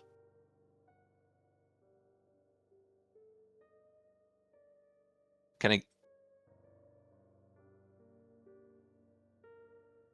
If we're being a bit logical here, I'll help you out. You'll have to search for the guy down below. So you might as well secure the two other guys first, and then go looking for the other guy. But you'll have to hurry. Kind of thought so. I was gonna say, could I kick off the wall so I can get at least a little bit of an advantage on time? Sure. For this, Fuck it. just do me. I want strength and athletics. All right, say less. Same difficulty. What was it, 6? You got this, Ezzy. Yeah, difficulty of 6. Strength and what was it? Dexterity? Athletics. Athletics. Okay. 5, 6, 7, 8. Yeah, you should have a good chance. 8d10. Brother, you know my rolls with my luck with rolls. Never been there, bro. Well, today's your day. Pretty good. Hey, That's 3. at least no 1. 4, I At guess. least no 1. Pretty good. 4 successes. Yeah. Well done. Okay, so yeah, with adrenaline pumping through your veins, you kick off the wall and you get a head start on your swimming. You manage to get to the two guys. Okay, now you gotta grab both of these guys and swim back to the side so you can put them by the side of the rebar, so they can at least not fucking drown. Yeah. Since you got such a good strength, I won't have you roll. You can easily grab them and you manage to swim to the other side. Because the water's gotten so high, you can easily just throw them over. She's bad. Yeah. He died. So they've managed to get out. You didn't check if they were alive. You just grabbed them and threw them. Sounds about right. Now the last As long guy. as they're able to go home to get buried. The last guy is that one's gonna be a little bit more difficult. So. Yeah. Give me, okay. I want stamina and athletic, because you're gonna go into the water. And athletics. Okay. Yeah. How long can you hold What your is that? breath? 6. You got this. It's your stamina, bro. Just take a deep breath, bro.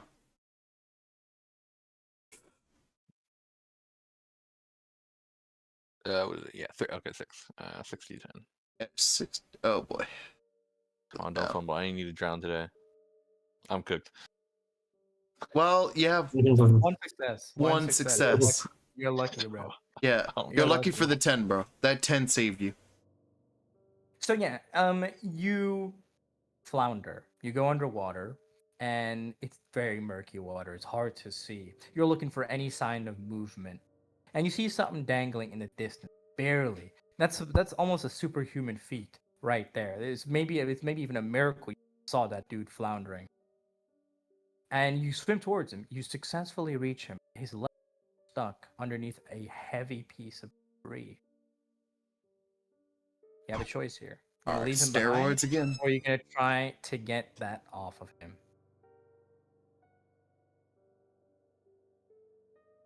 Go big or go home. Is there any Go sign? big or go home, bro. You know what? Fuck it. I already said what I said about at least being able to go home to get buried to his family. Yeah. I'm gonna try to lift the shit off of him. Hey. Let's go. Roll me pure strength, difficulty 7. Ooh. Don't worry, you got this, Ezzy. This. You have like Come 5 on. strength. You should have this as a specialty. Bro, have you seen my rolls? Listen, bro. That's The 10 is what matters. Jesus, Okay. 2 1s, Ezzy. Heart in the 2 1s. cards. Look Okay, at that, bro. okay, Look Oh, at let's that. go. Okay, Let's nah, go. That's crazy. Let's go. Let's go. Let's go. That's I told you, bro. crazy. Let's go. Heart of the cards. Faith in your own strength. That is crazy. That is fucking 5 successes right there. Yeah. Let's go. Let's Dang. go. Okay. Let's just so say pure adrenaline pumping through him as he's praying to God in his own mind. you've always been known as a very strong man, but today you've likely surpassed your limits as you pick I'm up about to get a big piece of All of the debris. water, too. Now, luckily, he was still conscious. Adrenaline and pain kept him conscious, and he's struggling to get up. He'll be fine. But you, it's a little bit more difficult. By removing that piece of debris, it was actually plugging up a hole, and now you're being, as the closest, you're being sucked towards that. Just put it back, bro. Just put it back. Now, because your roll was so good, you don't have to roll. You are, with pure grit, able to swim back up. Damn. Say less, baby. It was the steroids.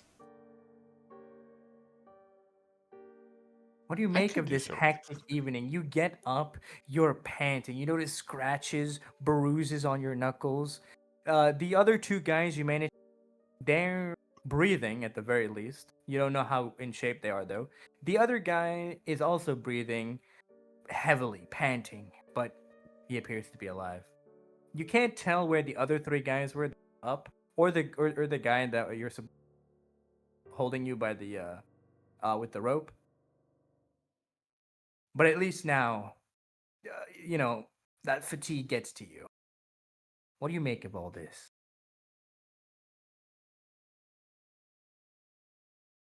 Heart of the cards.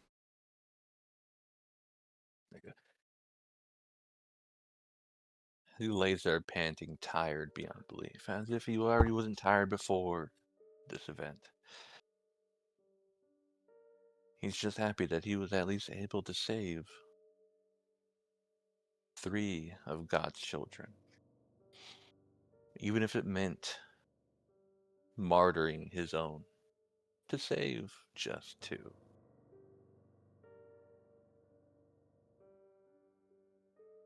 He Doesn't sees this take as long. a test. Oh, sorry, go ahead. No, I was gonna say he sees this as a test of his own will and determination. Well, in As that sense, he you've saw, surpassed your trial. let's go. Yeah. I was gonna say he's gonna see this as his own family. By the way, Right. like, Okay. what would he do in this situation if it was his own family? Pretty much. Right. Okay. Respectable. So it was one of those hysterical strengths. Okay. That's fair. It doesn't take long for the police and the fire department to arrive. seeing as you're battered, the other guys were fine, and a few of the other guys who were not at the site when that explosion went off, they've already reported to the cops. Seeing as you were tired, they let you go. There's gonna be a shitload of work tomorrow, but that's not your problem because you're going on vacation back home. Because you got a letter from your mom about a week ago to go home and have a little family reunion. You all are going to meet up at the airport. You're likely going to be the first to arrive there, besides the youngest, whom you haven't seen in a few years. It's planned that you'll be traveling with Nell. She has a vehicle that can carry all of you. So it was agreed that you all would meet at the airport, and she would pick you up, and you'd all go together.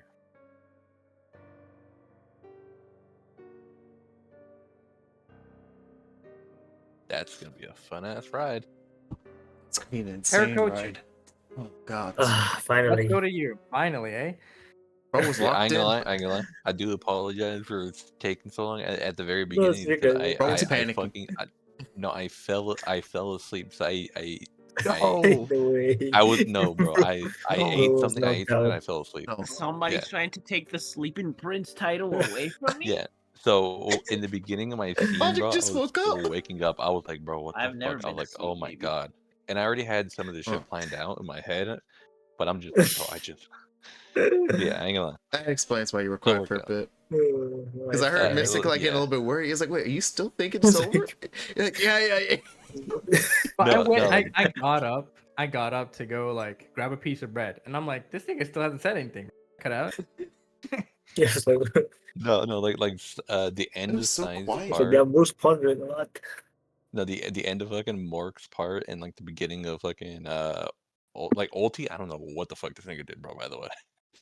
We'll have a little talk Ulti- about that in a I bit. know what he did. I can talk about it a bit. Considering that the session has gotten I also extended played. today, we're gonna do Turakochi's part and call it a day, which is about Oh, 60%. okay. By the way, for session one, with the end of Turakochi, it's about 60%.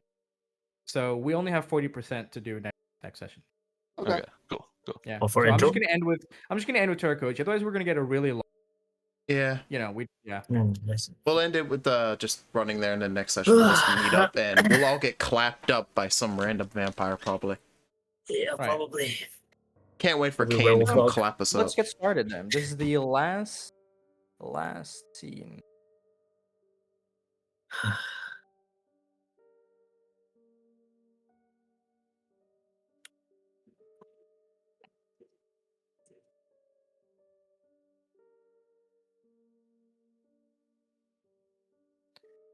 Where did I put this? What the fuck? Give me a moment, yeah? Yeah, take your time. Yeah. I don't know. How's everyone doing? You doing good? I'm cool. I wish I didn't fall asleep, bro. So I would have been like fucking straight Tony Ronig over here. Like, cause I don't know if Ulti had a scene or not, but I if he did, I don't He know did. it, bro. I'm sorry, but I fucking passed out in the scene. I shit you not, I ate something and then I immediately just fucking died. What did you eat? Bro ate edibles and fell asleep. No, I shit you not. Like I just ran off real quick because I needed something to eat because I only eat fucking salad earlier. No, I'm sorry, a sandwich earlier today. All right. Check your map, Turkoji. Alright. How do I do this? Alright. Wait, is I this the did- hospital or like a random ass house? No. This is think of it like a house at the edge of the cliffs where you often do your work. Yeah. Now, let us set the scene.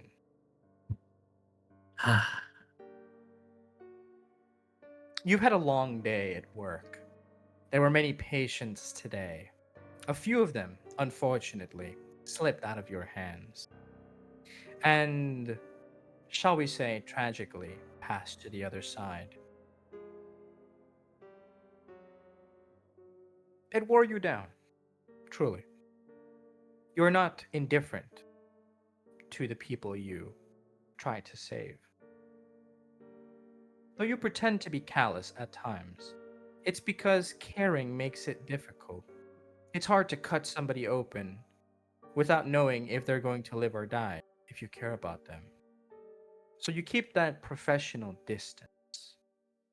But when the families are grieving, when they look at you with those eyes of disappointment and disdain, it makes you think back to a certain day in your youth, a day where you had lost people precious to you as well. Of course, after your shift, you made every effort to go visit a friend.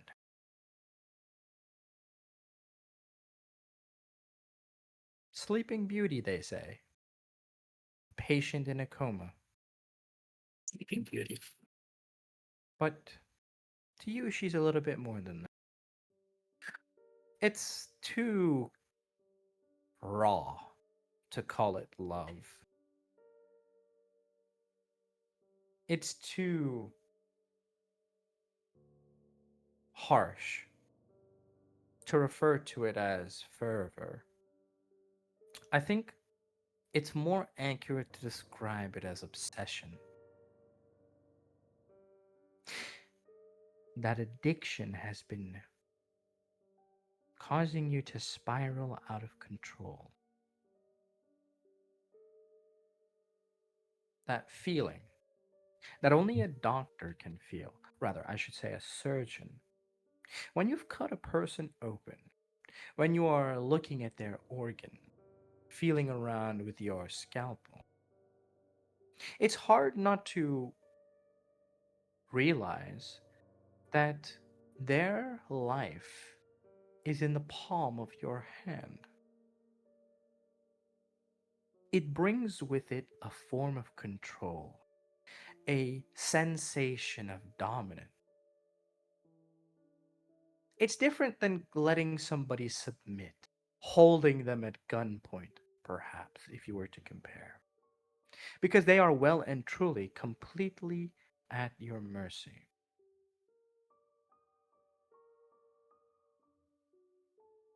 I wonder,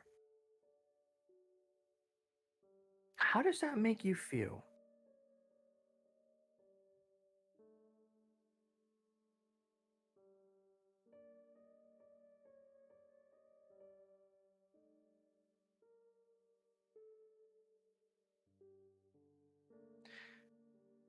When you stand at that position, Mm-hmm. when their life is hanging in the balance, and they are forced to rely on you to save them, what emotion props up in your heart? I feel a sense of stress, of pressure.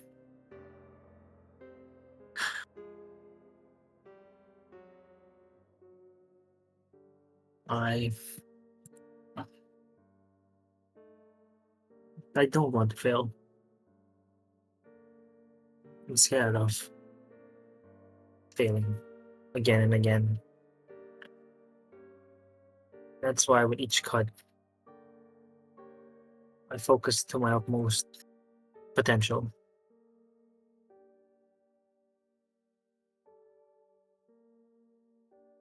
I work with a precision that it's almost demonic. When I focus, I completely block out everything that's going on around me. Just focus on making sure I succeed. Because the fear of failing is something worse than dying, even.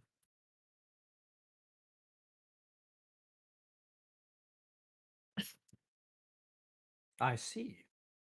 Before we get ahead of ourselves, why don't you introduce yourself? Who are you? What are you doing here? And what is it that you hope to achieve?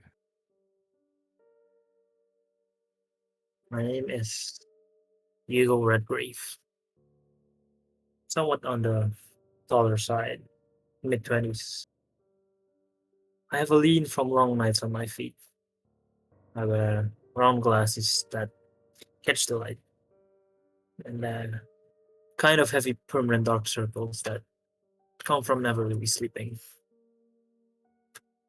My coat hangs heavy, with too many pockets to count. When you look closer at me, I seem sort of lifeless.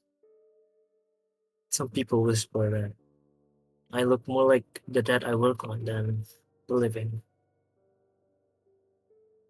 These days, I work as a surgeon at Pointy Coupe General, though I'm not what most people call a Mary. I've always been calm under pressure. Some would say cold. But the truth is, I've experienced more than people do in a lifetime. I spend my nights between the hospital and the river country outside Violet. People disappear out here. Bodies turn up where they shouldn't. I've made it my business to study those patterns, to test boundaries that most doctors won't cross.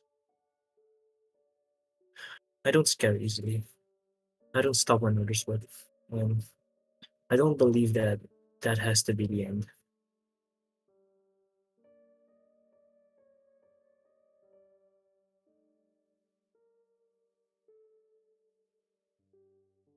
You are a man of focus, a man of great skill, a doctor who is no doubt amongst the best the world has to offer, perhaps. If you aren't already one, then if you go along this path, you are practically guaranteed to reach that position soon. But you know, there are urban legends going around, and it has caught your ear as well. The nurses sometimes gossiped here. Have you heard that rumor? The rumor about the defiler, they call it. People don't often go missing.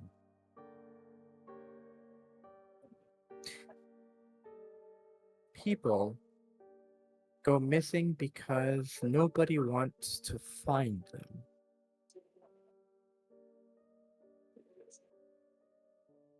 The defiler is described as a madman who is obsessed with finding those lost, weary people, the ones that nobody wants to find. And he offers them respite. He offers them a place. He pretends that they belong, that there is someone who wants to find them. And then, when they've been lulled into that false sense of security, he cuts them open, sticks prods into their body, and does strange galvanic experiments. The bodies are not properly disposed. Officers have found the work of the defiler many times.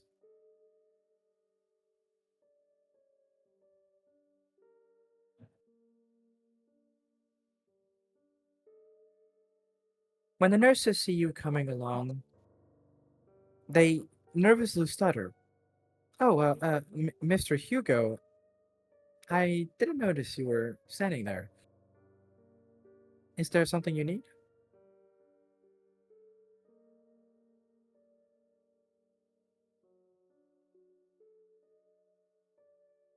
Hmm. Not entirely. Necessarily. What is it? Why do you have that spook look on your face? Seems like you've seen a ghost. No, sir. I was just worried about you. You, had a very long shift. Perhaps you should go home and get some rest. You get a distinct sense, right? Oftentimes, you have a very low impression of yourself. Perhaps it's the guilt talking. But it is hard not to notice that these people genuinely do have respect for you. They believe that you are someone else. They believe that you are that capable, invincible doctor. The kind that can save anyone. Sure, a few slip here and there, but that's not entirely your fault. Your precision, your skill is unquestionable. It's just that it was already too late for them. Whether their body simply rejected treatment, or they had arrived in front of you too late. These things, these circumstances, cannot be solely blamed on you. A common layman, the families of the patients you operate on, they might blame you because they have nothing else to blame. But the people you work with, the medical staff, can appreciate your skill. They know how good you are. And there is sincerity in the tone of the nurses speaking to you. Perhaps you should heed their call. It's about time to leave anyway. It's been a long night. It has been. But before I go, I have to visit a friend. If it's still opening, it's still open. Unfortunately, visiting hours have already ended. It is 2 a.m. in the morning after. I see. You did go this morning, so there's that. Okay. Perhaps you could try another way. Fair As enough. soon as you clock out, you leave the hospital, your work calls to you elsewhere, a mysterious little lodge on the cliffside. Those urban legends about this defiler figure, what do you make of it? Seems yes, it's what caught up for him.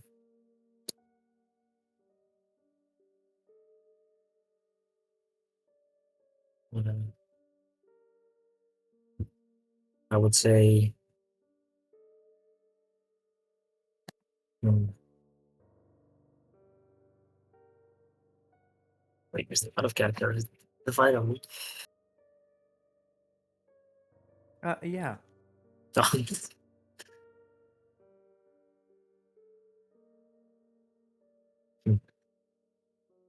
There's a see it sort as of a sort of necessary irony evil. there. Yeah. You know, you often wonder, right? This is a question that you've asked yourself. What would they think? Those people who praise your skill now, if they found out what you do in your free time, what would they say about you? Hmm. I say I'm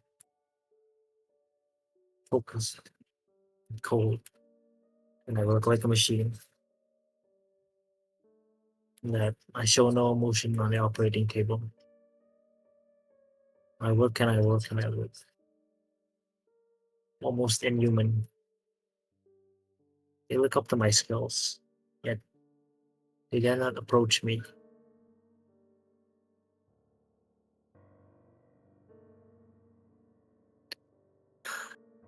They see me for more than what I am. But in truth, I failed countless times. More than I can keep count of. Yet keep trying. Keep pushing myself in order to be perfect. In order A to certain cross A certain phrase comes to mind when thinking about this. Admiration is the furthest thing from understanding. And nowhere is that truer than here, perhaps. So, you reach this little lodge. What's your routine? How do you go about your business? Well, first, I take a stroll to the shore to see if anything has washed up. If I don't see anything, I'll go back to the cabin. But in the off chance that there is someone, I try to help. The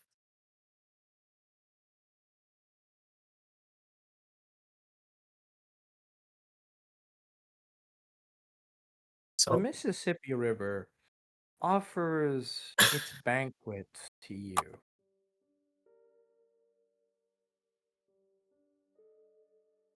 There's a corpse floating by. It seems this night won't be wasted after all.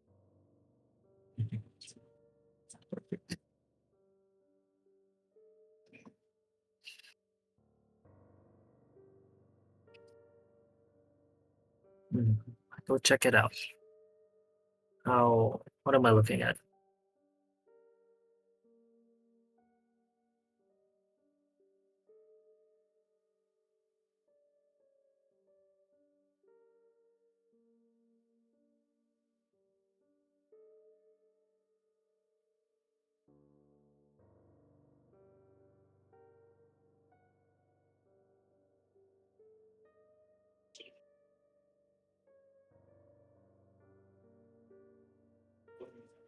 Sorry about that. I went to go drink some water. Oh, Throat was a bit dry. is it? One moment. Right.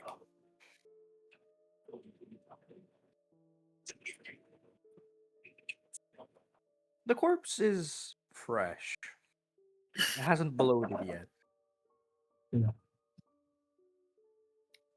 You can tell because the skin is pale, but it's not swollen like a drowning victim. It's too smooth, too clean. You pull out of the water up to the side of the shore. You don't want to take the risk of working out here, I would imagine. So you bring it back to the lodge. What's your process? What equipment do you have there? Go a little bit into detail for me about, what you do with the body, what do you want to check, that kind of thing. Mm. Well, I have all my surgical equipment there that that any operating table would have. I have metal pipes, metal rods, um, enough electricity to power an entire house. Once I bring the corpse inside, I give it I give it a wash. You know, clean out all the dirt. Then I check what the cause of that is. Once I've determined, I look into my notes, my experiments.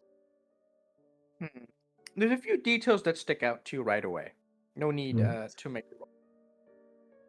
Okay. There's no waterlogged smell, no bloating, as if the river just placed him there. On close inspection, the man's chest bears faint circular scars, like surgical sites or ritual burns. Mm. There is blood seeping out of it, but it's thick and slow, almost tar-like.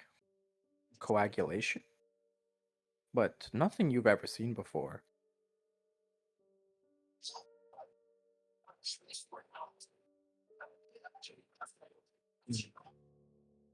Peculiar.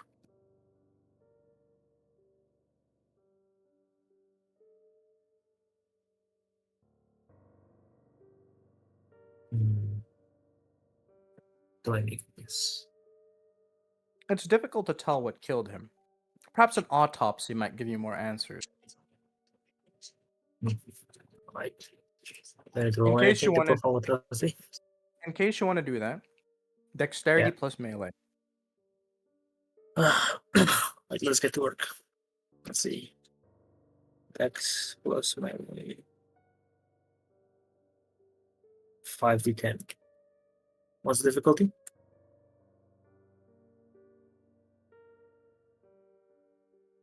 Six.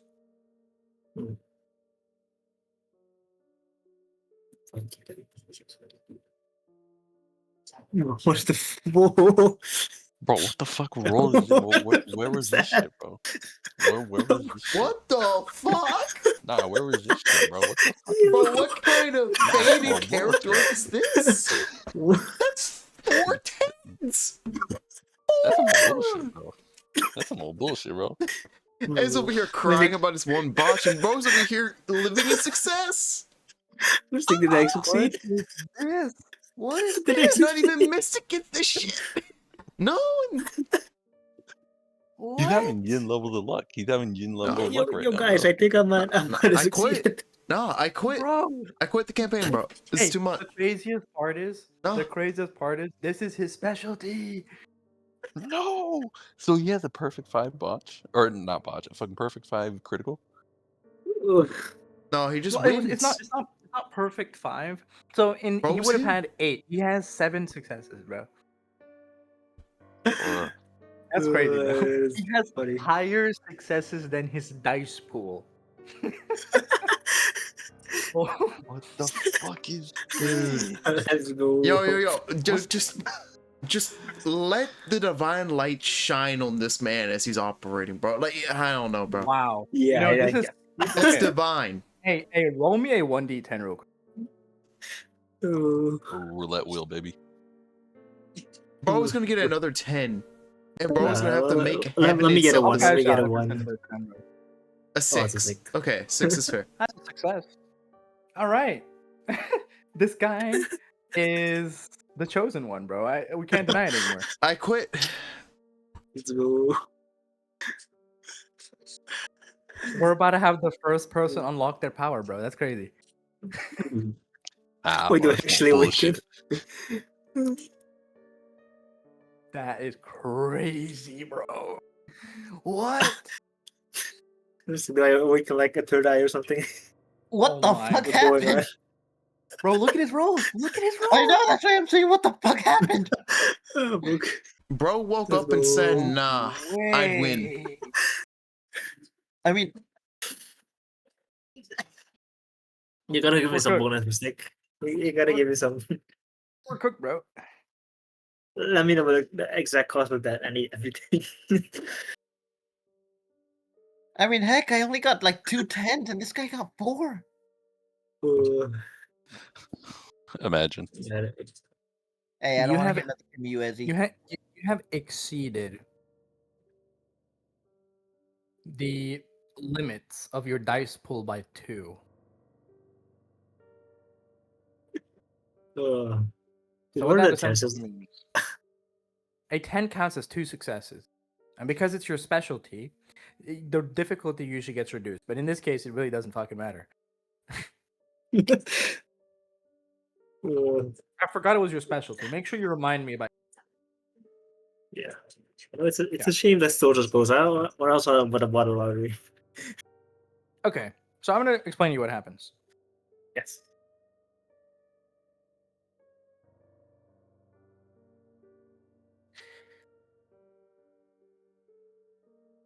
When you do your surgeries,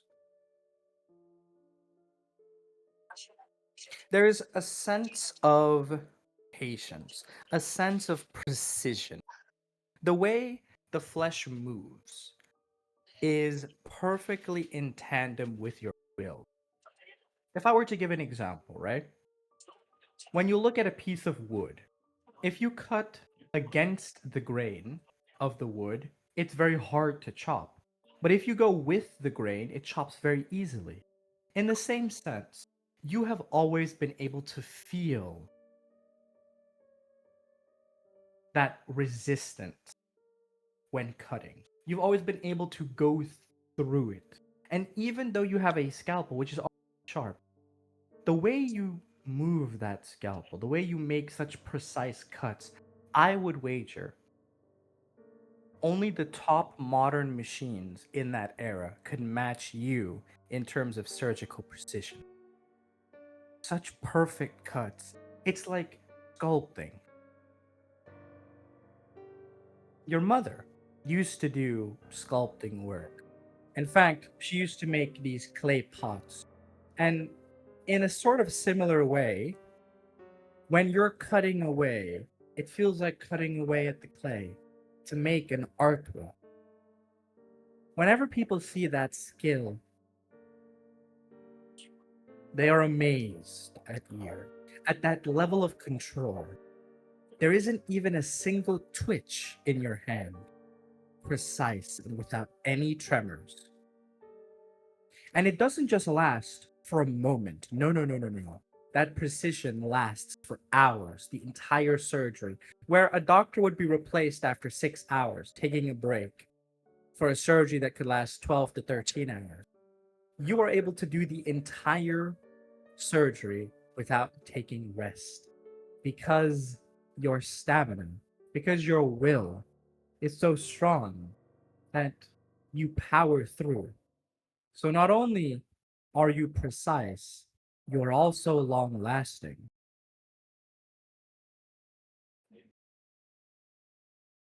But today, right now, trumps any performance you have ever done before. When you touch the flesh of this cadaver, there's an electrifying shock, and your mind is still for a moment. And then you are able to feel every corner of your body, that pulsating feeling. The way that your heart beats, you can feel where your blood is flowing. You can feel how fast your blood is. The way that your eyes move, the way that your limbs rotate, all of that is crystal clear in your mind.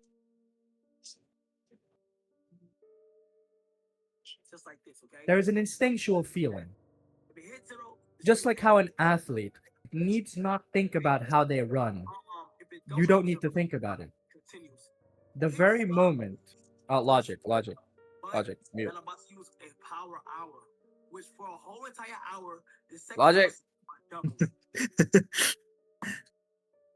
Damn, got you just like Lance did, bro. Damn! I forgot to mute myself. That's destruction, bro. Somebody call Lance, bro. This man just took a second gun. He took the whole gunshot, bro. No recovery. Okay. Awesome. There's a shift in your mindset. That difference you can intuitively feel. You've unlocked something. The precision you felt before is a lie compared to what you have right now.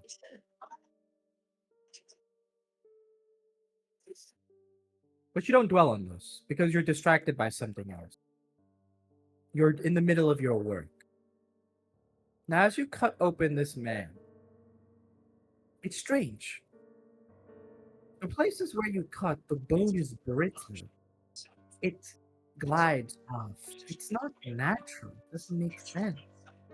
You cut it open, and you find that there are precise cuts on the ribs, cuts that you didn't make. So precise, so perfect, you would think somebody was pulling a prank on you. You open to find his guts, and it's rotting. Not rotting as in necrosis. No. You're seeing it turn to dust in front of you. And it's not just happening on the organ, it's a festering process. That thick blood suddenly turns to vapor. Not all of it, of course, little by little, it's evaporating.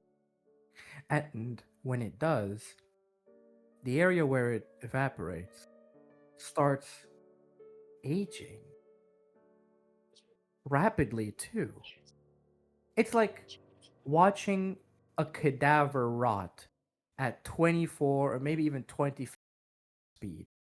It doesn't make sense. I need you to roll me a willpower. I can feel this. Bro, I'm praying for your Willpower. failures now, bro. Willpower 1, 2, 3, 4, 5, 6, 7, 8. Wait, 1, I 2, forgot I 3, helped you. 4, 5, 6, 7, 8, 9. 9 Bro gets a willpower. 90-10. Oh. Bro, is Which the I ore got farmer. 9 once. Hey, listen, bro. I wouldn't be surprised. Never mind. Ooh! Bro, still Ain't locked no in. fucking way, bro. What? Yo, let's go. Look at some What? pointed. What was the pass? What was Holy pass? shit. Six. Whoa, Six. wait. Don't It's say anything. It's six. six. So he only had one fail? Calm down, Nine- ore farmer. Calm nine- down. Hey, bro, I think I deserve some kind of bonus reward. No, bro. You're getting You know, I replaced feel like, as, bro. Like your I feel savior like, rolls get Well, I won't stomped be on. surprised if I get hit by a car tomorrow. Fuck. you know, I feel like I should receive part of his blessings, considering that he's my older brother. So you know, What? I mean, Bro, you're my not favorite even sibling, so Yin. maybe. Not even Yin has had this luck, bro. What? Listen, bro, it's the No doctor, bro. way. It's him being a quack. He's embracing his He's the main true character. nature. We have to accept it. He's the main character, right? Listen, Whoa. he's the main character of episode 1, bro. But I promise you, he's probably gonna start botching soon. Oh, that's crazy. Okay, I'm gonna skip the foreplay. So, your mind is focused and precise. That new sense of control, yeah, you can control your facial expressions, your hormone exchange. In fact, right now, even though you probably should panic going on, you realize inertly that's not going to help solve the problem. So, by pure willpower, you're able to control yourself from panicking. It's not overcoming it, like panicking and courageously overcoming it. No. This was stopping it dead in its tracks. Beautiful. Artistry. Inhuman. Those rumors about you being something else may be partially true.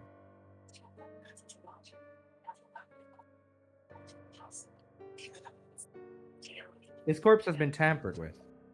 You aren't exactly sure what, but somebody had done this to this person. Something had cut into this man from the inside out, sliced his ribs and put them back together. And for some reason, something you aren't aware of, has caused this body to rapidly rot. In fact, at the current rate it's going, it will have completely rotted away into about 2 years worth, give or take, in 3-4 hours. You can precisely guess this based on the speed, and theoretically, if it keeps going, it'll just turn to. This is not a natural effect.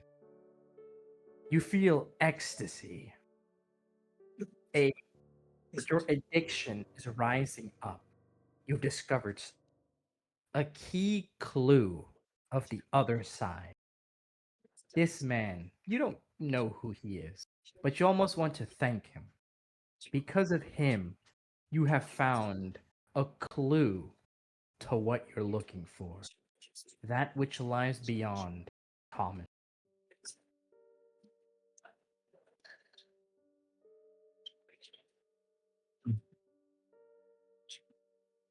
You have any final thoughts? No, but I let my mouth slowly goes into a smile. You know when like Batman starts smiling, basically like that. There's a few things to put on your agenda. The first is to find clues about this cadaver. The second, to find out what caused it to be in its current state. And the third, to explore that mysterious power, that mysterious sensation you have, being able to control your body at will.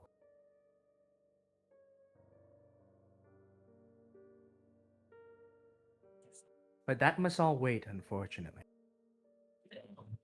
Your family calls for you, calls for you to go home. You end off thinking, what'd your family think if they saw you right like this? An answer. We'll have to wait and see. Now, do you want me to read the letter? I didn't want to read it at first because all of you got the same letter anyway. Do you want me to read it right now for all of you? All right. Yeah, that'd be pretty cool, actually. Yeah, but I'm gonna send the letter in the what's it called? You better read it out though. I'm gonna shut the fuck up, Nick.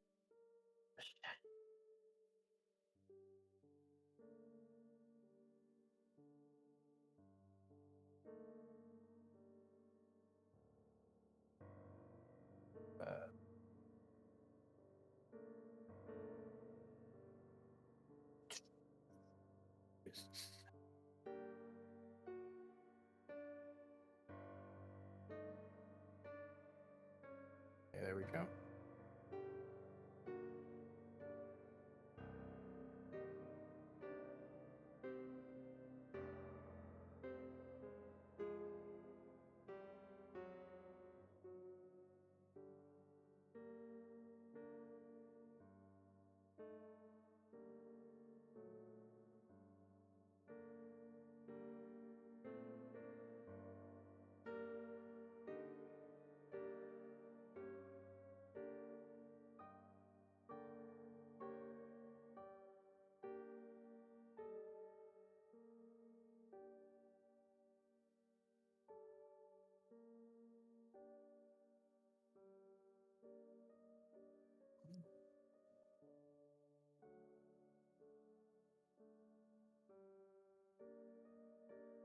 Okay, let's start the letter.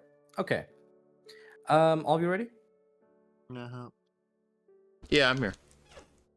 Yes, Okay. sir. My dears, I've been meaning to write this for longer than I care to. Life has its way of sweeping us along. One responsibility after another, one season blending into the next. But even when I haven't had the pen in my hand, I've been thinking of you all. I carry a quiet pride in my heart for each of you. It seems every time I hear from someone, it's more good news. A step forward, a door opening, a challenge met with courage. Some of you are carving out careers. Some are making names for yourselves in ways that would have made your grandparents nod and say, yes, I knew they had it in them.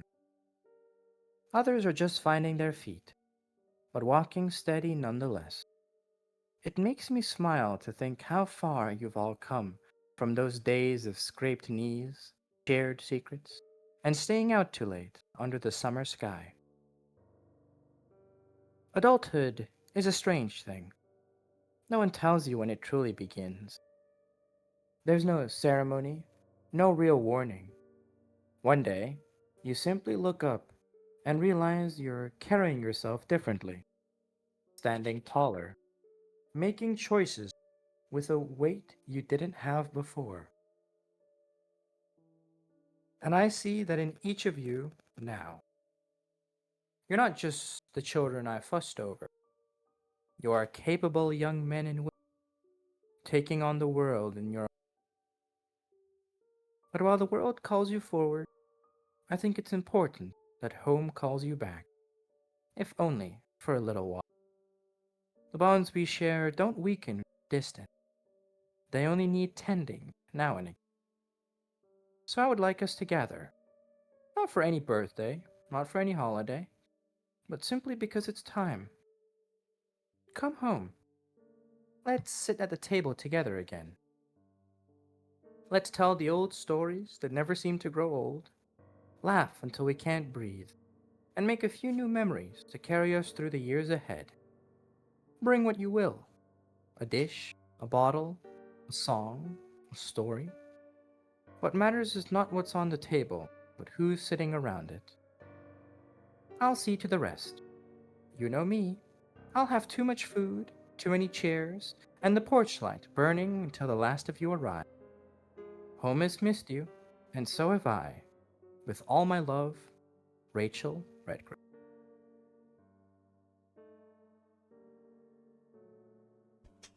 Damn, what a letter, bro. Damn, bro, she better get cooked. Makes me want to go home. What do you mean by Ezzy, what that? did you say? Bro. Ezzy, what did you say? Somebody died. Somebody's obviously gonna die. All right, so I think the person who's gonna die is someone who's not in the call right now. So Now, hold on, give me a moment. let's wager. To I'm end this saying song, that, hold on here. To end the song, Hmm. after reading the letter, most of you, with the exception of the youngest, have gathered at the airport. Nell is going to be your courier. How quaint, how fun. There's going to be plenty of banter. I hope. I hope to. All right, so we're just gonna beat up Bolty. So, hey, with that's I was that, gonna already my watch. trait. That's we already end the my session. family trait. All right, let me end it. Logic, go for it. logic. Bully him well.